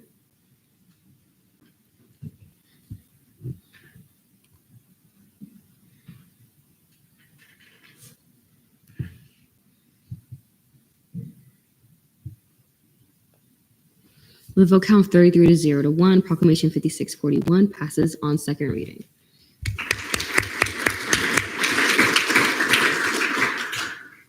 Proclamation 5642, proclamation recognizing Ramadan for approximately March 1st to March 29th. Chair Al-Quda, you have 4 minutes whenever you're ready. Thank you. Hi, everyone. So this proclamation is obviously recognizing Ramadan from approximately March 1st to March 29th. We're about halfway through. So to start, just with a quick fact, over 90% of the population of Arab countries are Muslim. But I do want to emphasize that while most Arabs are Muslims, most Muslims are not Arabs. Islam is the fastest growing religion and second largest religion in the world with approximately 1.6 billion adherents. And there's an estimated population of between 2,000 to 3,000 Muslim students at UCF. Ramadan, to summarize, is the 9th month of the Islamic calendar and is considered one of the holiest months of the year. It is the time in which Muslims believe God first spoke to the Prophet. It begins and ends with the sighting of the new moon. That's why the dates are approximate. This year, the first day of Ramadan was March 1st, and it's estimated to end around March 29th. Eid al-Fitr is the Islamic festival, which marks the completion. So once a full lunar cycle has been completed and we see a new moon, that's when that day will be. And like I said, it's estimated to be around March 29th right now. And then just to kind of give some insight into some terms that are important to the month. Suhoor is the meal that is taken before beginning fast. So this is before sunrise. And this meal is taken at dawn. And then iftar, which literally means like breakfast. Its translation is literally breakfast. It's the meal you use to break your fast after sunset. Overall, Ramadan is a time for Muslims to train themselves both physically and spiritually. It helps an individual gain some self-discipline, bring themselves closer to God and strengthen their faith. But it's also time to, it's a humbling time that really opens up an individual's eyes to the privilege that we all have to eat at any given time, which is a privilege that many individuals across the world unfortunately do not have. So yeah, I just wanted to make this proclamation to recognize this month. A lot of students here at UCF fast, and not only students, but admin. And I think it's important to recognize this period in which a lot of students struggle to fast efficiently on campus. That is why I also included a lot of initiatives that the Arab Caucus has taken to improve accommodations for students during the time of Ramadan and just overall halal food accessibility on campus. So I included a lot of the work that I, alongside the APIA Caucus and SBA committee, have done with dining services in particular, also alongside the Muslim Student Association, and they're listed there. But just to briefly talk about some accomplishments we've advocated for. Halal Shack and Nitros are open until 8:30 p.m. throughout the month and offer to-go boxes. Starting March 3rd, Halal Shack offered new bowls priced at just $9.99 to be more affordable. Iftar kits can be found across campus, and it's just an affordable way to break fast with a quick snack. And we've also just established a really great relationship with dining services, and they're really committed to just improving each year. So we're really excited about that. They've also promoted Ramadan and all these accommodations that they've made. And I also just included some events that are happening because there will be many iftar celebrations hosted 20 throughout seconds the month. remaining. I just attended one last night and it was great. So yeah, I yield the rest of my time. We are now in a period of questioning. Are there any questions for Chair Al-Huda, Senator Green? Yes, excuse me. A quick question about the verbiage in the third whereas clause. Would you prefer it if we change the phrase or the descriptor Middle East to West Asia? I remember in previous conversations regarding that term, there were concerns that it was too Eurocentric. So I wanted to ask if you would prefer it be changed. I prefer the term MENA in comparison to the Middle East. So for now, I'm fine with keeping it just as MENA because that is something that, while there is a lot of debate over the most accurate term, I don't think that there is one accurate term. So I just use MENA just generally. Are there any other, Senator Rickett? Move to go to debate. There's been a motion to move to debate. Are there any objections? Seeing none, we are now in debate. Brody, I have a quick question. Kaylin Hamilton, she switched positions, right? She's no longer the MSC director. Okay. Are there any pieces of debate? Chair Quartz and then Corella. Sorry, can we just see my amendment on the third whereas clause as a technical? I will. I see. Since you're just same words, just structured different. Did you say yes or no? Yes. Okay, I thought you said I will not. I was Chair Varela. Yeah, I think it's super important to acknowledge the fasting during Ramadan. I actually didn't know the measures that Nitros and Halal Shack were taking to accommodate for this holiday, so that's super good to hear. I know that my good friend Chair Akuda inflicts fasting on herself a lot, and it's not easy, y'all. It's definitely not easy. I'm not sure if y'all ever not eaten for a day. It's difficult because eating is fun and awesome. But yeah, I think it's really important to acknowledge this really important holiday, and especially again the measures that the university is taking to accommodate for this holiday. Because I think a lot of people aren't aware of this kind of stuff, and I think it's again super crucial to acknowledge the good work that this university can do. Because I like to believe we're more inclusive than other Florida universities, and I believe it's just proof of that. So, with that, I highly encourage to vote yes. Question for Ali Alcuda. Would you like to keep Kaylin Hamilton, but with a different title change, as now she's Assistant Director of Programming in OSI? Yeah, could you make that amendment if possible? Thank you so much. Are there any other people? Chairman? May I retain? You may. Okay. As someone who used to fast, fasting is so hard, guys. Especially at school when you have like tests, especially since fasting usually ends up around midterm season. It's hard. And I want to say I'm really proud of Arab Caucus Chair Alcuda for all the work that she's put in to make sure that these students have like better accessibility to food to break fast with. I remember when I came to UCF and I had to fast my first year, it was so hard. And now I feel like with all the things that have been implemented, it makes fasting and breaking fast so much easier. And it just makes UCF more accessible for Muslim students who fast. So I highly encourage you all to vote in favor. And with that, move to vote. So I apologize for not telling you. I see your retainment. But Brody, can you accept my amendment as a technical? Okay, great. Can you make the motion again? Move to vote. This is my motion to move to voting. Are there any objections? Seeing none, we are now there.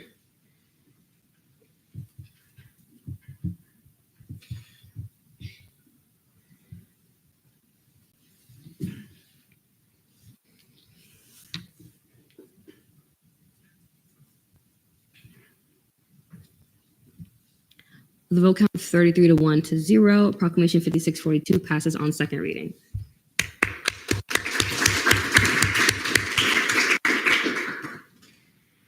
Proclamation 5643. Proclamation condemning SB 2C immigration, HB 1C immigration by Chair Escobar. Chair Escobar, you have 4 minutes whenever you're ready.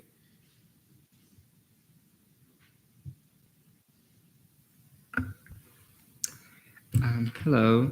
I wrote this proclamation condemning SB2C and HB1C. These are identical bills that passed as of February 24th, 2025. They are now law and will go into effect, I believe, July. Basically, what these bills what these bills did was overturn or like reverse a law that has been standing for 10 years, which allowed undocumented immigrants in the state of Florida to receive in-state tuition price as they have been here for most of their lives. This bill affects primarily these bills affect primarily Dreamer students here at UCF. There has been testimony from undocumented students at UCF that has been reported on in Orlando Sentinel. So I encourage you to read that. But I wrote this proclamation to condemn the bill because it is a part of a larger sum of bills that have been passed that are anti-immigrant and target undocumented people and students in the state of Florida. People living in the state of Florida are Floridians and should be given in-state tuition. Also, the waiver that allowed for undocumented students to receive in-state tuition was like, it had to be applied for. This waiver also had certain provisions. You had to attend secondary school in the state of Florida. You also had to live in the state of Florida. And as undocumented immigrants who have been living here for the majority of their lives are Floridians and also Americans, I wrote this bill condemning the passing of these bills, and I yield my time for questioning. We are now in a period of questioning. Are there any questions for Chair Escobar? Senator Lipner? Move to debate. There's been a motion to move to debate. Are there any objections? Seeing none, we are now there. Anyone? Chair Vasquez. I am fully in favor of this proclamation. Again, Similarly to Chair Johnson's proclamation, I encouraged there to be legislation written condemning this legislation that was already passed. That's why this is not a resolution and a proclamation instead, because there really isn't anything we can do about it right now that it's been passed. I am speaking highly of this not only as GAP chair but also as Latin Hispanic vice chair.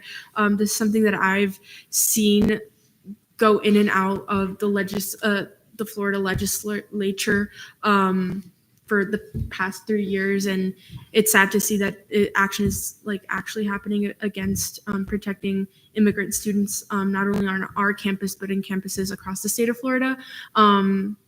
So I'm fully in favor, and again, another kudos to Chair Escobar for this. Vice Chair Barela.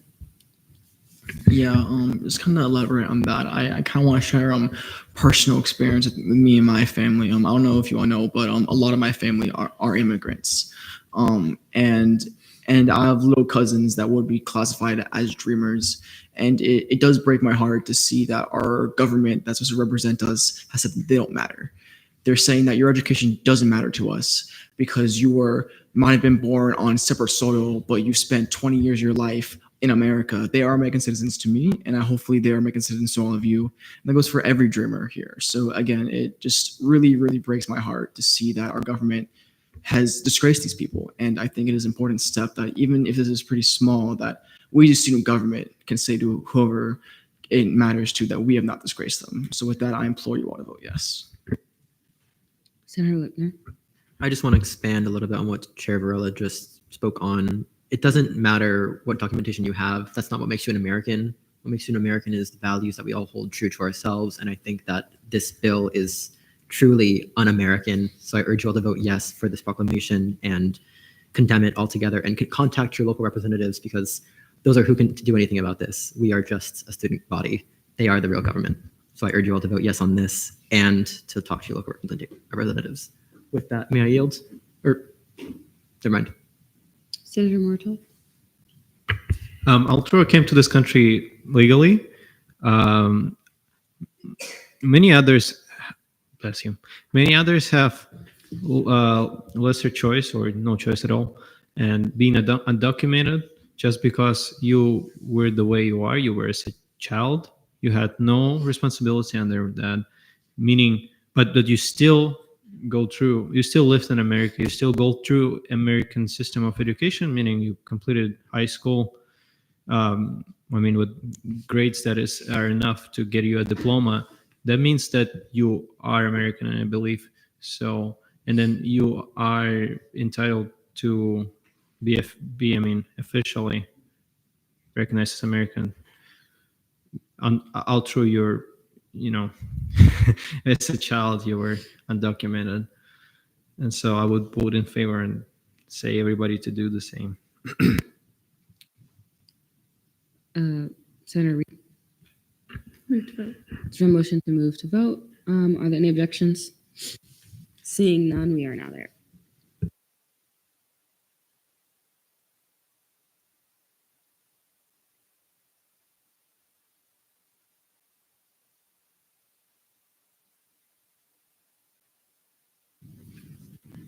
The vote count of 33 to 0. Proclamation 5643 passes on second reading.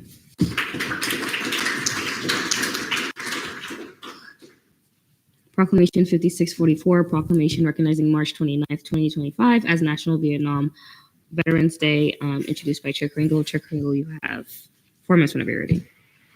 Cool. I'll keep it short and sweet. This is basically just a proclamation recognizing all of the Vietnam War veterans that fought for the country and for Vietnam in the war.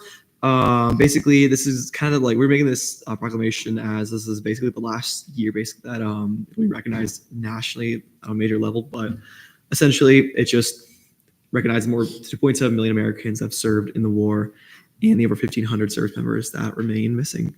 With that, also, thank you, Chair Lipner, for helping write this. But with that, I'll do the questions. All right, we're now in a period of questioning. Are there any questions for Chair Kringle?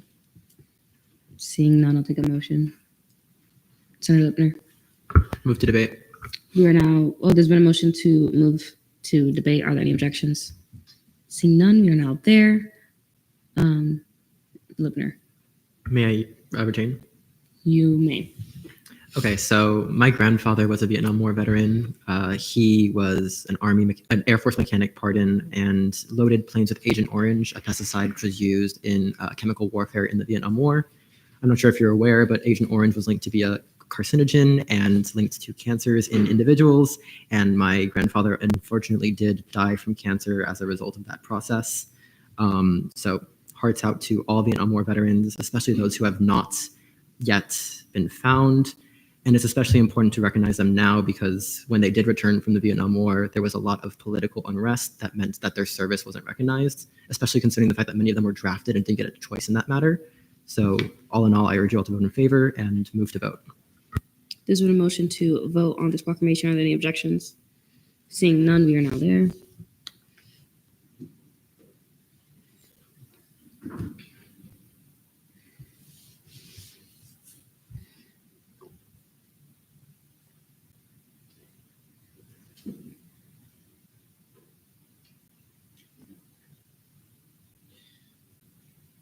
With a vote count of 31 to 0 to 0, Proclamation 5644 passes on second reading.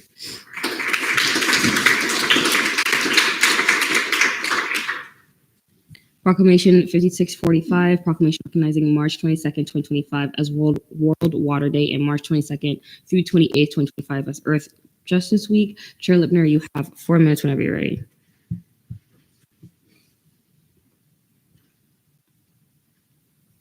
Sorry, I have a lot of speeches on my phone from the past week.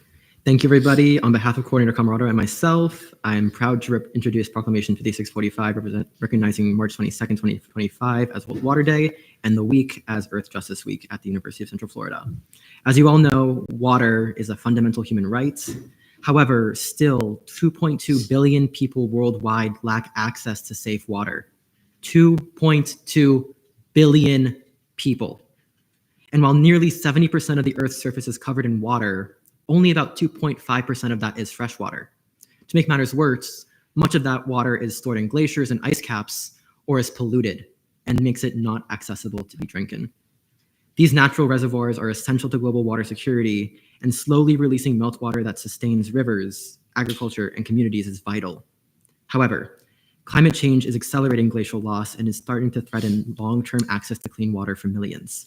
That is why this year's World Water Day theme, glacial preservation, is so important. It highlights the urgent need to protect these vital water sources because their decline isn't a distant issue. It's a crisis unfolding in real time. If any of you have been lucky enough to visit Alaska, one of our nation's most gorgeous states, you will know that our glaciers are melting at a rapid level. There are maps of Glacier Bay which show how glaciers have been moving back over the last 20 to 50 years, and you'll see glaciers fall into the bay day after day. In recognition of these issues, Earth Justice Week at UCF will focus on the intersection of environmental and social justice. For those of you that don't know, environmental justice is a relatively new term that was only just beginning to see popularity in the 1980s, following a large amount of protests in Warren County, North Carolina. These issues are deeply tied to equity, policy, and human rights because environmental justice expands on traditional social justice movements by addressing the reality that marginalized communities, whether they be low-income populations, indigenous groups, or communities of color, all bear the brunt of environmental degradation, pollution, and climate change, despite contributing the least to these crises overall. Earth Justice Week at UCF, which will be held from March 22nd to 28th, will feature a series of events aimed at fostering awareness and action on environmental sustainability and justice.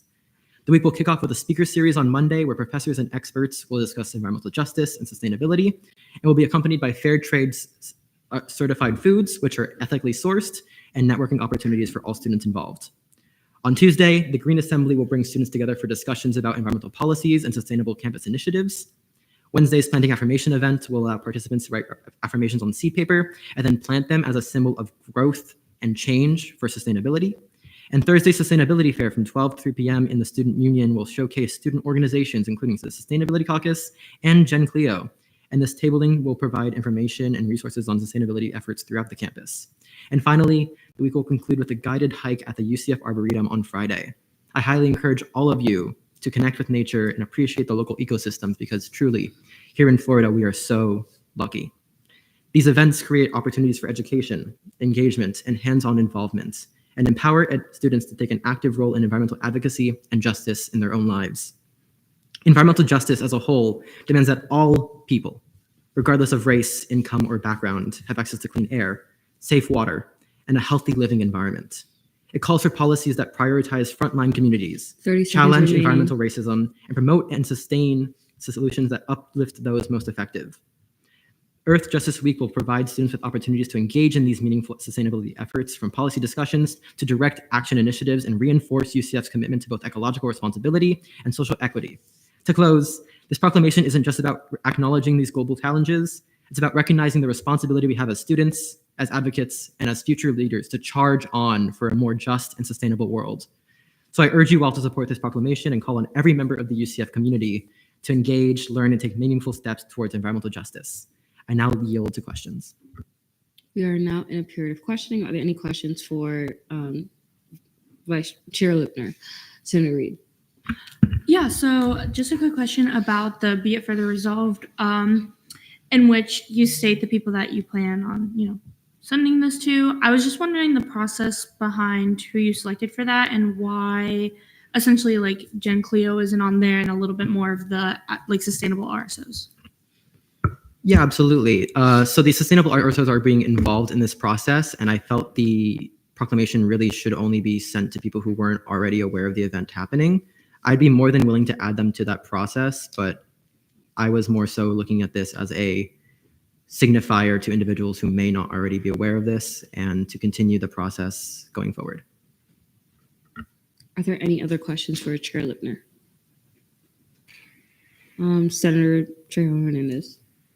Move to debate. There's no motion to move to debate. Are there any objections? Seeing none, we are now in debate. Senator Gaudio. Chair Escobar. Yeah, so I'll be voting in favor of this proclamation. I found Chair Lipner's speech very compelling. He hit a lot of the main spots about climate justice and just how we should be focusing on climate action here at UCF. And I think these events will be really beneficial. They sound really cool. I will hopefully attend a few, and I encourage you to vote in favor. And with that, I move to vote. There's a motion to move to voting procedures. Are there any objections? Seeing none, we are now there.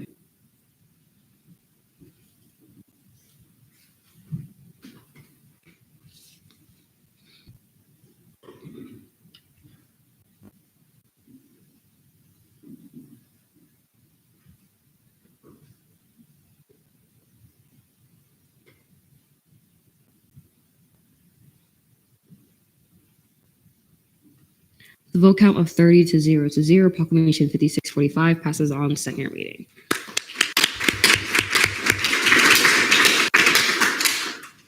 Guys, 9:13 and we're done with legislation. I know it's primarily because everything was postponed, but that's crazy.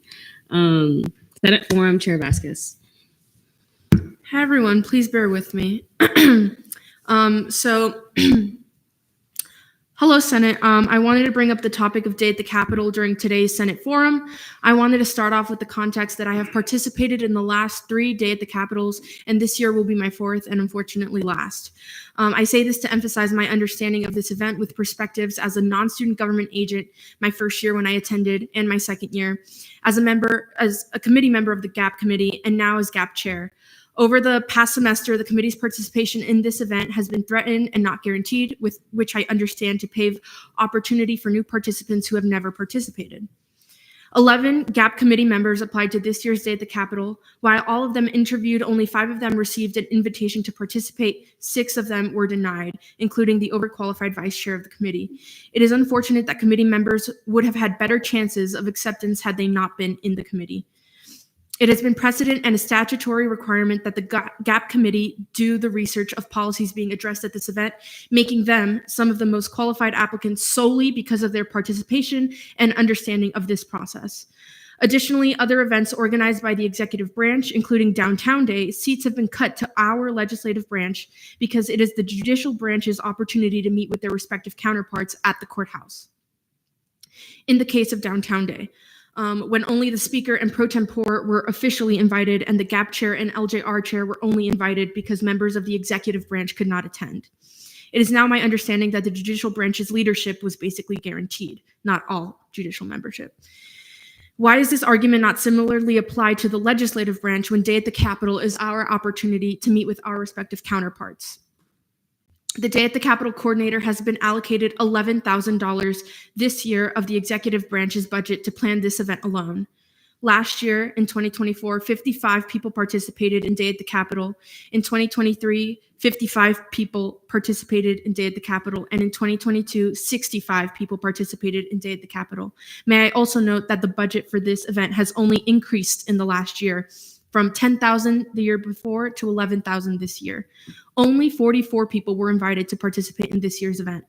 While I understand the argument of quality over quantity, that is invalidated when some of the applicants denied are more than qualified comparatively to others accepted.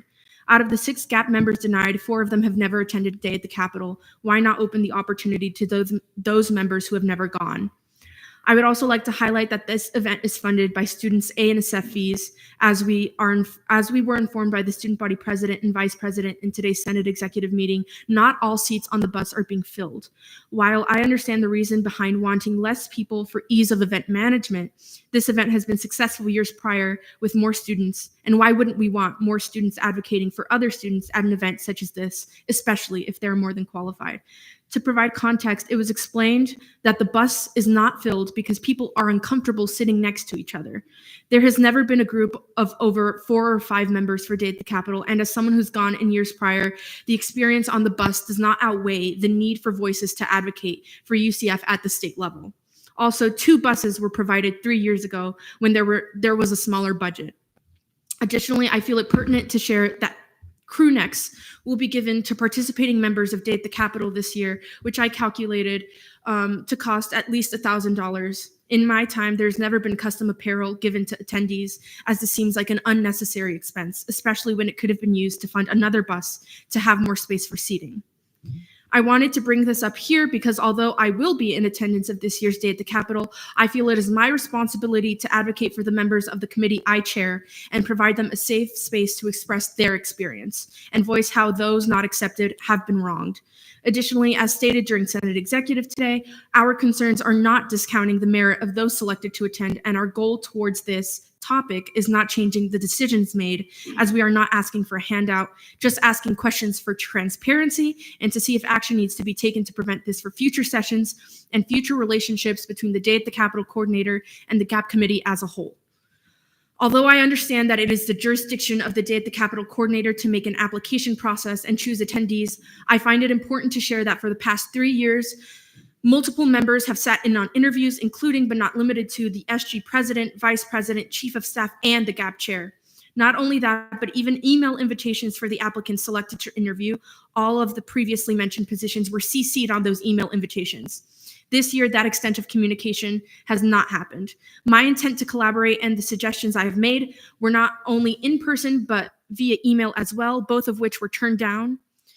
Just because these decisions were made within the given jurisdiction of the Day at the Capitol coordinator does not make those decisions right. Thank you.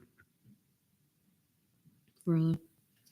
Yeah, I want to elaborate more on that. Brody, I'm not sure if you have the Senate exec minutes. You can paste the agenda.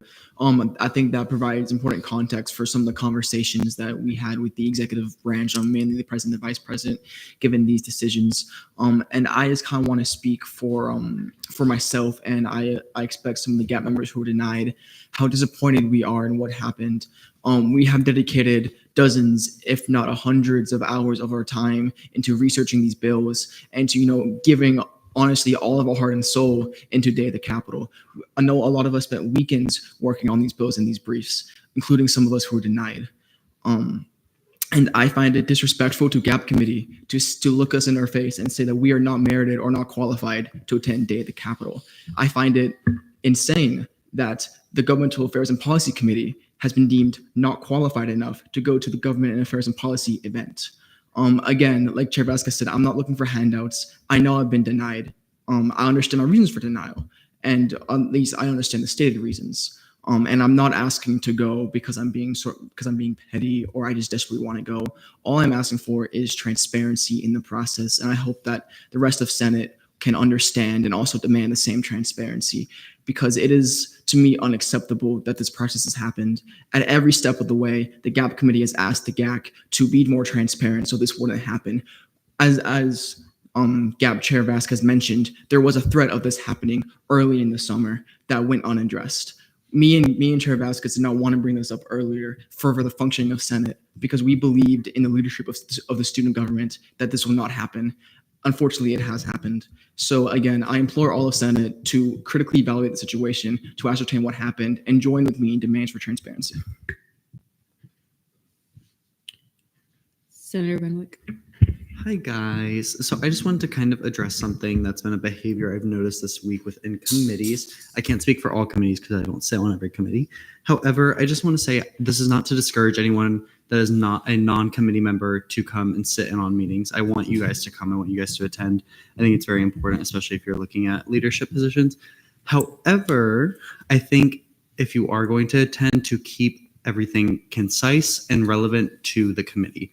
I think if there's questions that would easily be asked on the Senate floor, knowing as a lot of stuff is seen in second and third reading on the Senate floor, please keep those questions for then. For then, as a lot of the committees are constricted to hour times like GAP is due to Senate exec, LJR typically does not go for 2 hours, and we don't like to sit there for 2 hours. We will if we have to. However, some of us have other things we need to get to, homework, work, outside commitments. So please, I beg that you guys keep things relevant within the committees. And yeah, I still encourage you guys to come, but just keep that in mind. Chair Escobar. Yeah, so something I brought up during Senate exec, there have been incidents of hazing and hate on campus that I just wanted to address and that I will be addressing, whether that be through proclamation or resolution. These instances involved Greek life and involved homophobia. They involved hateful slurs towards like the victim of the hazing. And I just kind of wanted to make those like aware.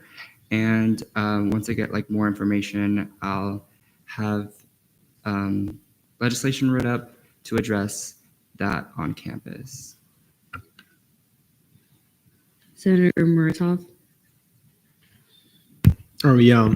So I want to add on a story of Chair Vasquez from my standpoint.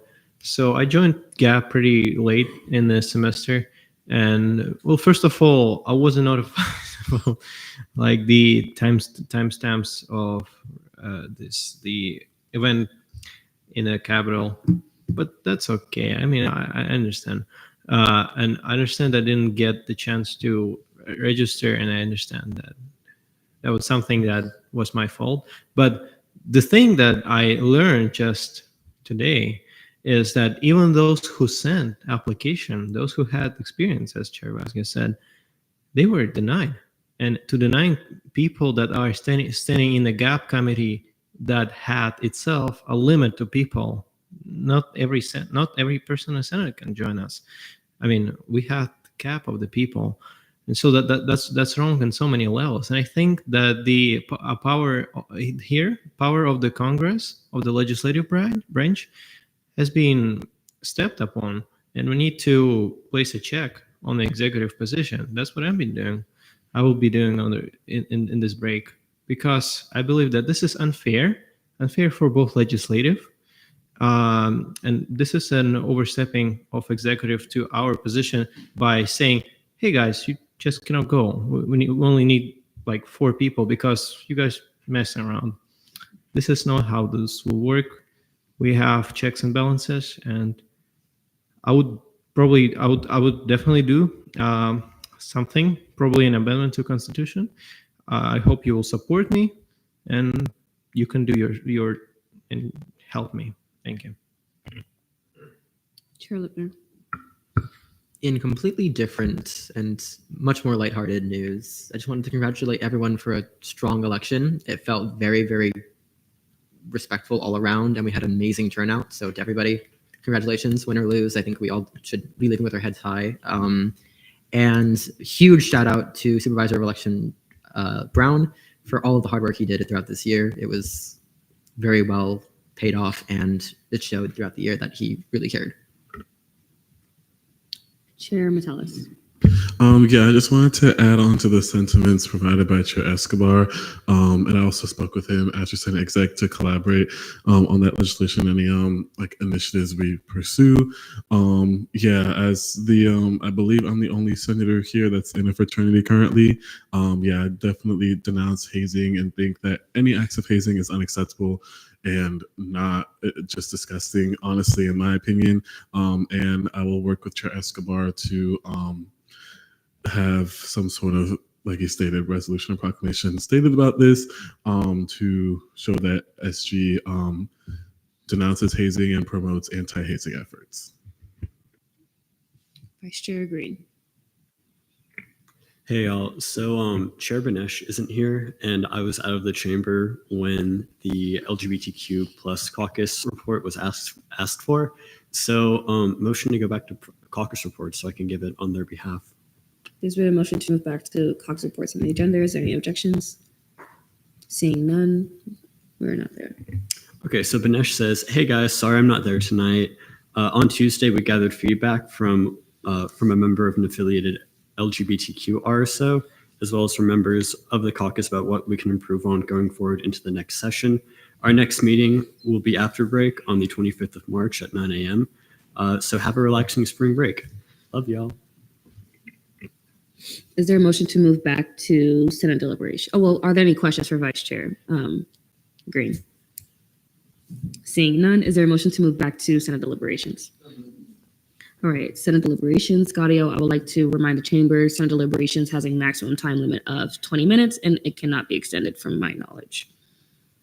So, Gaudio.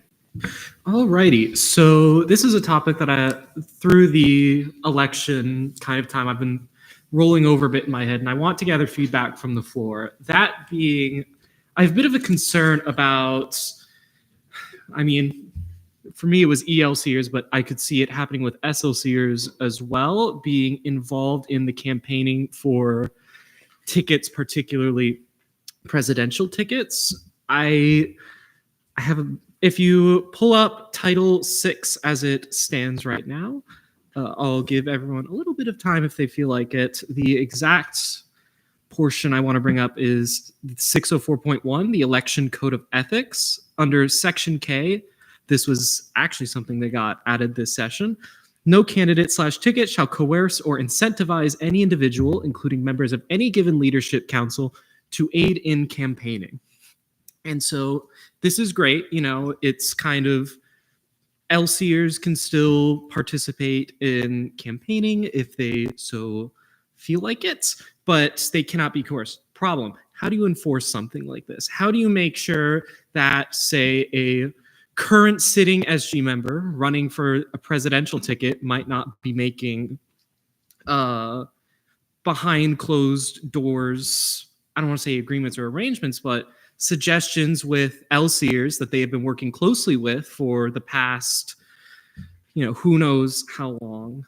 I just think that it could potentially be a conflict of interest, and I just want to hear some thoughts on that topic. I'll go Alcuda, Reed, and then Metellus. Yeah, as ILA, I definitely have shared that same concern. I really think that this is really the main concern that is why I passed that bill that added that stipulation to the election statutes. But I would say that a way to enforce it is just ensuring that these opportunities to participate in campaigning, whether it be, whatever it is, like during the election, voting period, standing outside the student union, whatever it may be, those opportunities are not advertised through the councils at all. So I know, as ILA, I will communicate opportunities for members to, volunteer for events and stuff like that.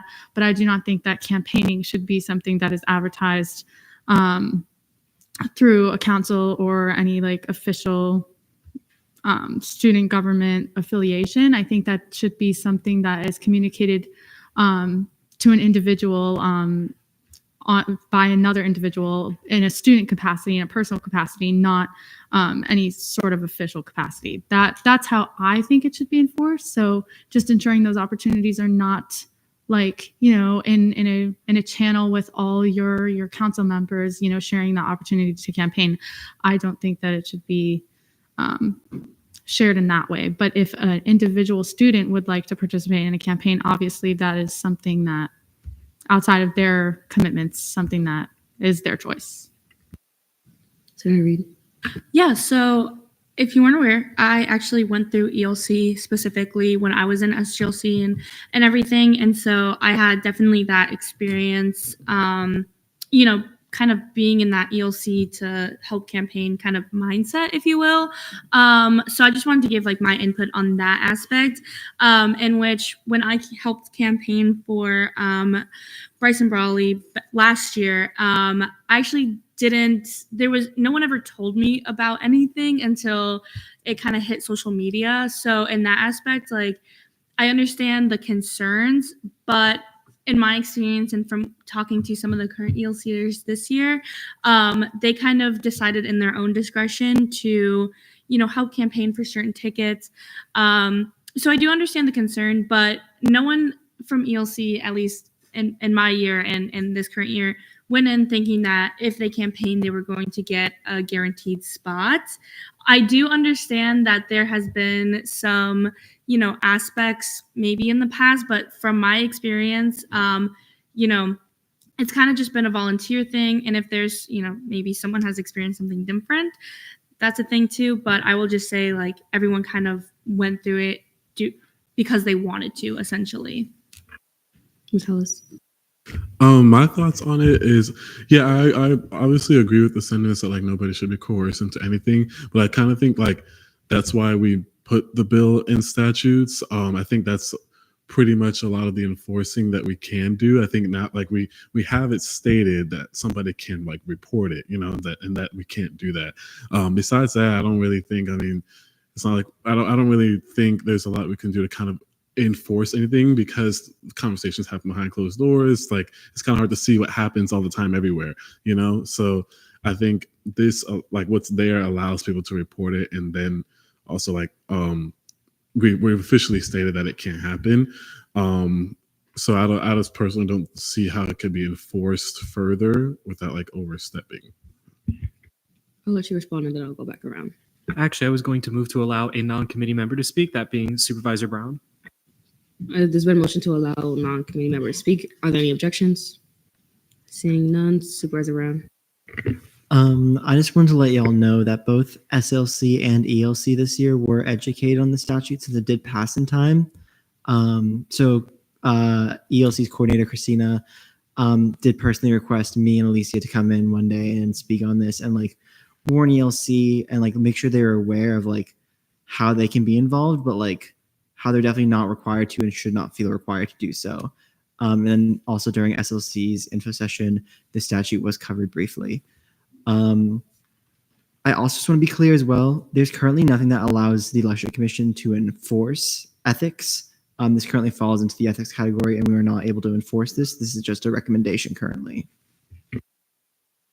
Okay, I'll go Foss, Escobar, and then Johnson. All right, hello. So I'm gonna kind of piggyback on what Luke said, especially for the ethics part. Typically in years past, there is the sense of sometimes a person is promised a position. Usually the campaign manager is given the chief of staff position. Would you say that's right, Mr. Luke Brown? Yes, that is pretty common.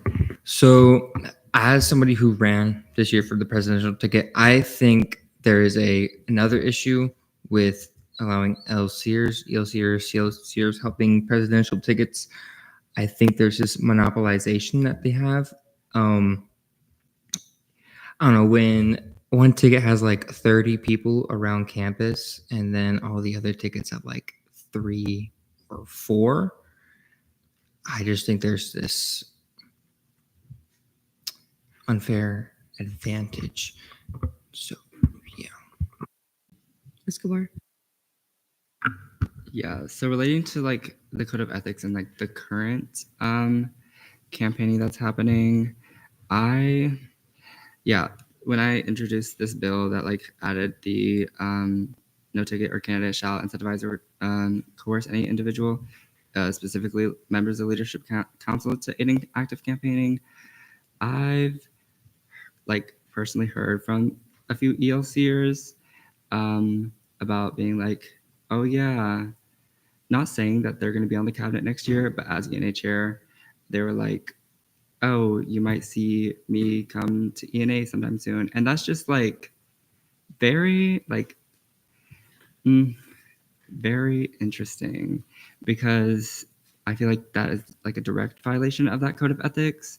And I don't know how we can look into that more without interrogating people.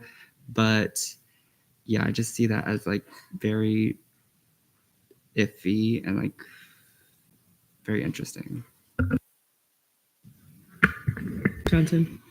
So this issue has been, or what we're discussing has been something that we've been talking about since I got here, and I'm pretty sure even before then. And I will say, I'm pretty sure it's a lot better this year.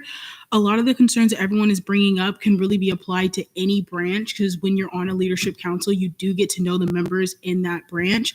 So even though like with the exec, they get to like pick the cabinet members, I don't really think that there's really any way we can enforce this unless someone comes forward and says, hey, I feel taken advantage of, this has happened. But I think that it's not fair to not allow some people to, like, if they become friends with ELCers, because at the end of the day, we are all still adults. They might be a little bit younger than us because they might be newer to college, but we are still adults.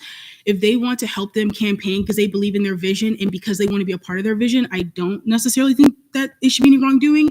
It should only be a problem if they feel like they have no choice. And the only person that can make that decision if they feel like they have no choice is that person.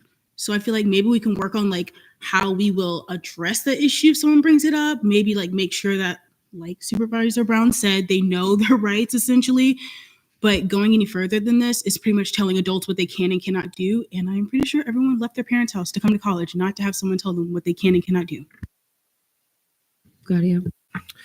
So I just would like to say that I would also like to bring attention to this idea that, you know, if people see this going on, then someone will bring it to their attention. What incentive does a person have to bring this to the attention? If a candidate were to say, hey, you know, I'm not saying you'll get a candidate position, but if you help me campaign, you know, a little nudge, nudge, right? The incentive, what is the incentive for them to bring that up?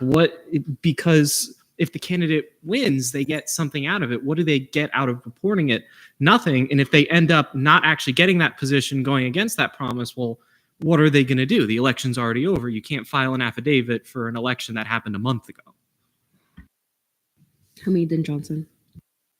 To kind of respond to that, it feels like you want to give someone an incentive to do the right thing. It is the right thing to tell someone that, oh, I've been taken advantage of, or I feel like I'm being coerced into something. There's no advantage or like something you get back other than knowing I've done the right thing. I feel like that's kind of enough to know that like I've done my due diligence and know that I've done what I could to help the issue.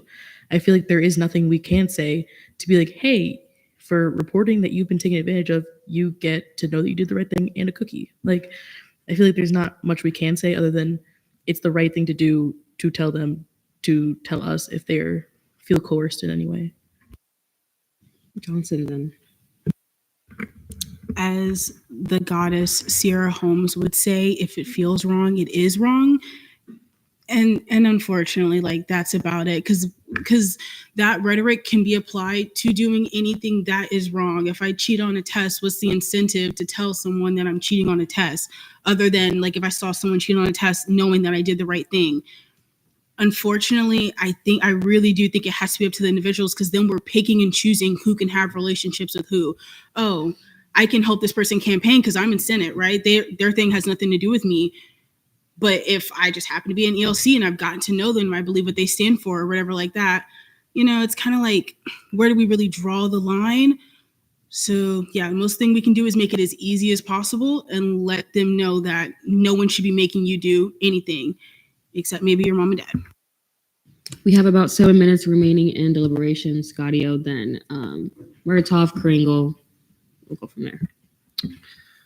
I do appreciate a lot of this discussion. I am getting a lot out of this.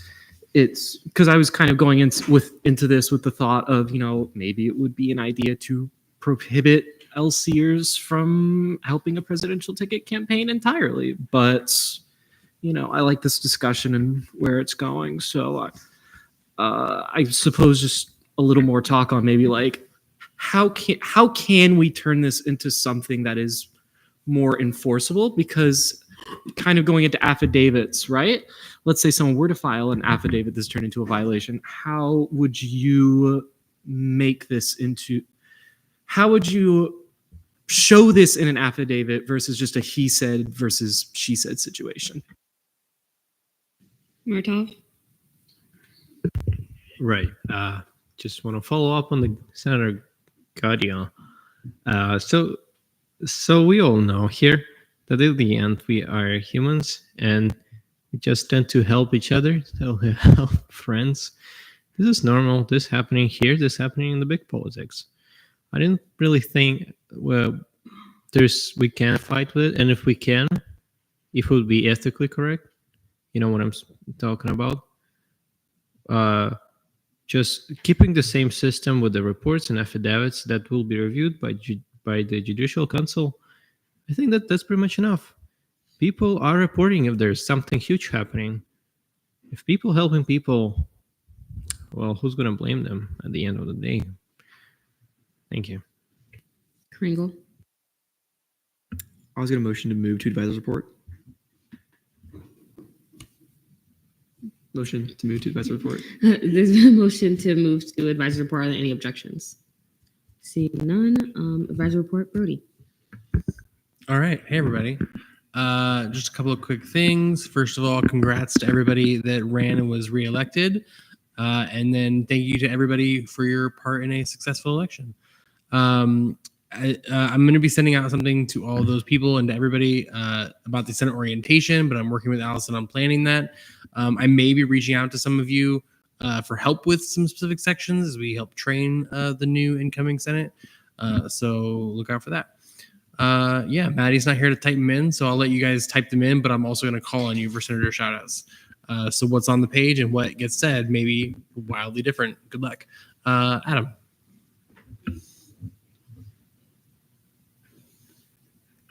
Yes. I love you guys so much. Can I please set like a 5-minute time limit on the senator shout outs? Because we might get out of here before 10. So nope. Adam, you're up. I'm going to shout out CRT, fantastic meeting. CCIE, Vice Chair Shen, Sergeant Shen, very cool, very nice. And everyone who wrote a proclamation today, great work. Love it. JC. Thank you. First, I want to shout out Pro Temp Morissette. Really locked in today with the chairing. Good job. We actually got through before 10. What a goat. Want to shout out SBA Chair Hamid, especially the work he's doing on internal nights. I think that's probably top 5 was one of the things we do in this body. So I'm super happy about that. Shout out Brody, of course, for all the work he does. And then finally, of course, shout out Gap for the hard work that we do, even if not everyone in this government acknowledges it. Laura. Well, shout out Autumn Johnson. That's my goat. She's the only reason I'm here. I have a migraine, but I just had to see Autumn's face. Shout out Cameron Renda. It's coming to a close. Gonna miss her. Shout out, Nicholas. I don't know your last name. Benwick. Benwick is like my goat. Oh my gosh, I love Benwick. I wake up every morning and I think I just want to be as happy as Benwick. All right, of course. Shout out to Senator Rubin, especially for her first piece of legislation being introduced tonight. All right, Michael. I would also like to shout out Senator Rubin. She's great, awesome presence. Second, I would love to shout out the wonderful chair and vice chair of GAP. Thank you for everything you do. It was a great time with GAP. I really appreciate it and everything you guys said tonight. And then I would love to shout out the wonderful Chair Carringle. I love that man. I missed his presence so much. you guys can just like go and get lunch. Like you don't have to have a CRT meeting to hang out. Like, just tossing it out there. Anna. Guys, I want to shout out me because I got in President's Leadership Council. Okay, thank you. Love it. All right. Zach. The Frog Senator and Mila for winning election. Good job. We love our SLCers. They're awesome. As well as the people in the back who, formerly people, now person in the back who sat through the meeting. Oh, no, wait, never mind, people. There's the other one. All right, Jordan. Shout out Gap. Gap's amazing. You guys do so much hard work. Shout out LJR. Y'all have why are you looking at me like that? Yeah, y'all are just also incredible. Like with all the legislative stuff that y'all found in the statutes. She's still staring at me, guys. Shout out Pro Temp Morissette for chairing this amazing meeting today. And shout out everybody who got voted in, especially SLCers. I'm so proud of those SLCers. That's very scary. Last year I was just there. Oh my gosh, that was very scary. So I'm so proud of them for getting voted in. She's still staring at me, guys. I'm gonna stop talking soon. Yeah, that's it for me. All right, Zoe. Shout out FAO and Chair Kaufman because we finally got to meet. It's been like a month and we had some really productive conversations. So shout out FAO. All right. Any other senator? Oh, yeah, Danny. Shout out everybody who went to the challenge course. You're not my favorite senators. Yes, I'm biased because you went and you came. Shout out to Chair Varela for holding down the fort at the transfer event that was hosted in the atrium. It was amazing. I had another one, but I forgot what it was. So sorry, whoever that was. All right, Bobby. Shout out Gap Chair Vasquez and also Gap Vice Chair Varela. Shout out Gap Committee. Shout out Senator Smith for the amazing proclamation. But yeah. All right, Kirsten. Okay. Shout out Black Caucus. Shout out Chair Metellus. I'm so sorry that I was looking at you. You're in my direct eye line. I'll never do it again. Shout out Gap leadership. Shout out Gap, and then also shout out Johnson. That's so nice. Johnson. All right, Jordan. Shout out Grace for that amazing Woman in STEM event. I love engineering, and it's Women's History Month, so that was like very creative, like put everything together. So yeah, something new. Like hopefully we can do it every year. That's awesome. All right, Laura. Shout out Speaker Pullman. I don't know how I went through this whole meeting without her. I hope she's having a fun time at Universal without us. I hope she takes all the photos in the world and rubs it in. All right, Andrea. Shout out Deezer Laza, who's in Costa Rica right now. She's going to teach children. Shout out all of Gap. I love you guys so much. Shout out Vice Chair Varela. That's Vice Chair. But I'm biased. But shout out Chair Hamid because SPA. Shout out Chair Courts because I love Chair Courts. Shout out Pro Temp Morissette because you did great. Shout out Grace for the great Women in STEM event. Also love that. Jordan said it before me.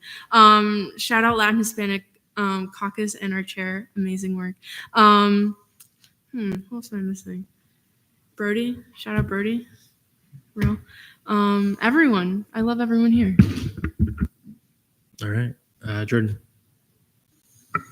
Shout out to the dogs from UCFPD. They're awesome. All right, Adam. I forgot it for a second meeting in a row. Shout out to the advisors. And also shout out to Luke Brown for hosting an amazing election.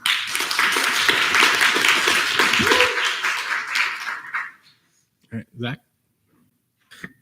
I forgot these. How could I? Of course, seconding the Luke Brown. We love him. He's amazing. Supervisor Brown. And of course, how could I forget my top guy, AG Polera? I love him. He's awesome.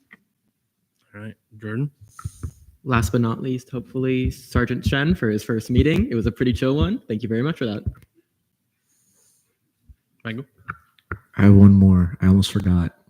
Shout out to the wonderful Senator Gaudio. He always makes me laugh, no matter what. All right. Seeing no more. Autumn, it only took 7 minutes, so hopefully that's okay. You can do Maddie's. Yeah, I wrote in that Maddie's great, and there's a video of a dog from Jordan Lipner. So there you go. That's up to Danny. So this is from their scenting workshops. They used the dogs for bomb detection. So they were looking for ammonium nitrate pills and TNT flake. Pretty cool. All right. Miscellaneous business, reinstatements, non-elections, non-appointments, non-resignations.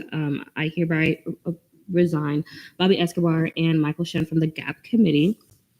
Danny stripped down. Yay.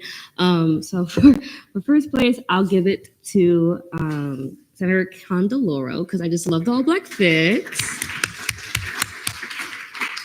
Second place, I'll give it to Bobby because the fit is also eating. Third place, I'll give it to Senator Rubin because I told you I like the pink. And then, oh, I thought you were raising your hand. I was like, no, it's Danny stripped down. Honorable mention to Senator Benwick because why not? Okay. Damn, there's no new hands. It's crazy. You've done it before. You just came back, so Chair Kringle. Motion to adjourn pending final roll call. Is there a motion to adjourn pending final roll call? Are there any objections? Seeing none, Chair Courts. Metellus is laughing at me. Lazo. Reed.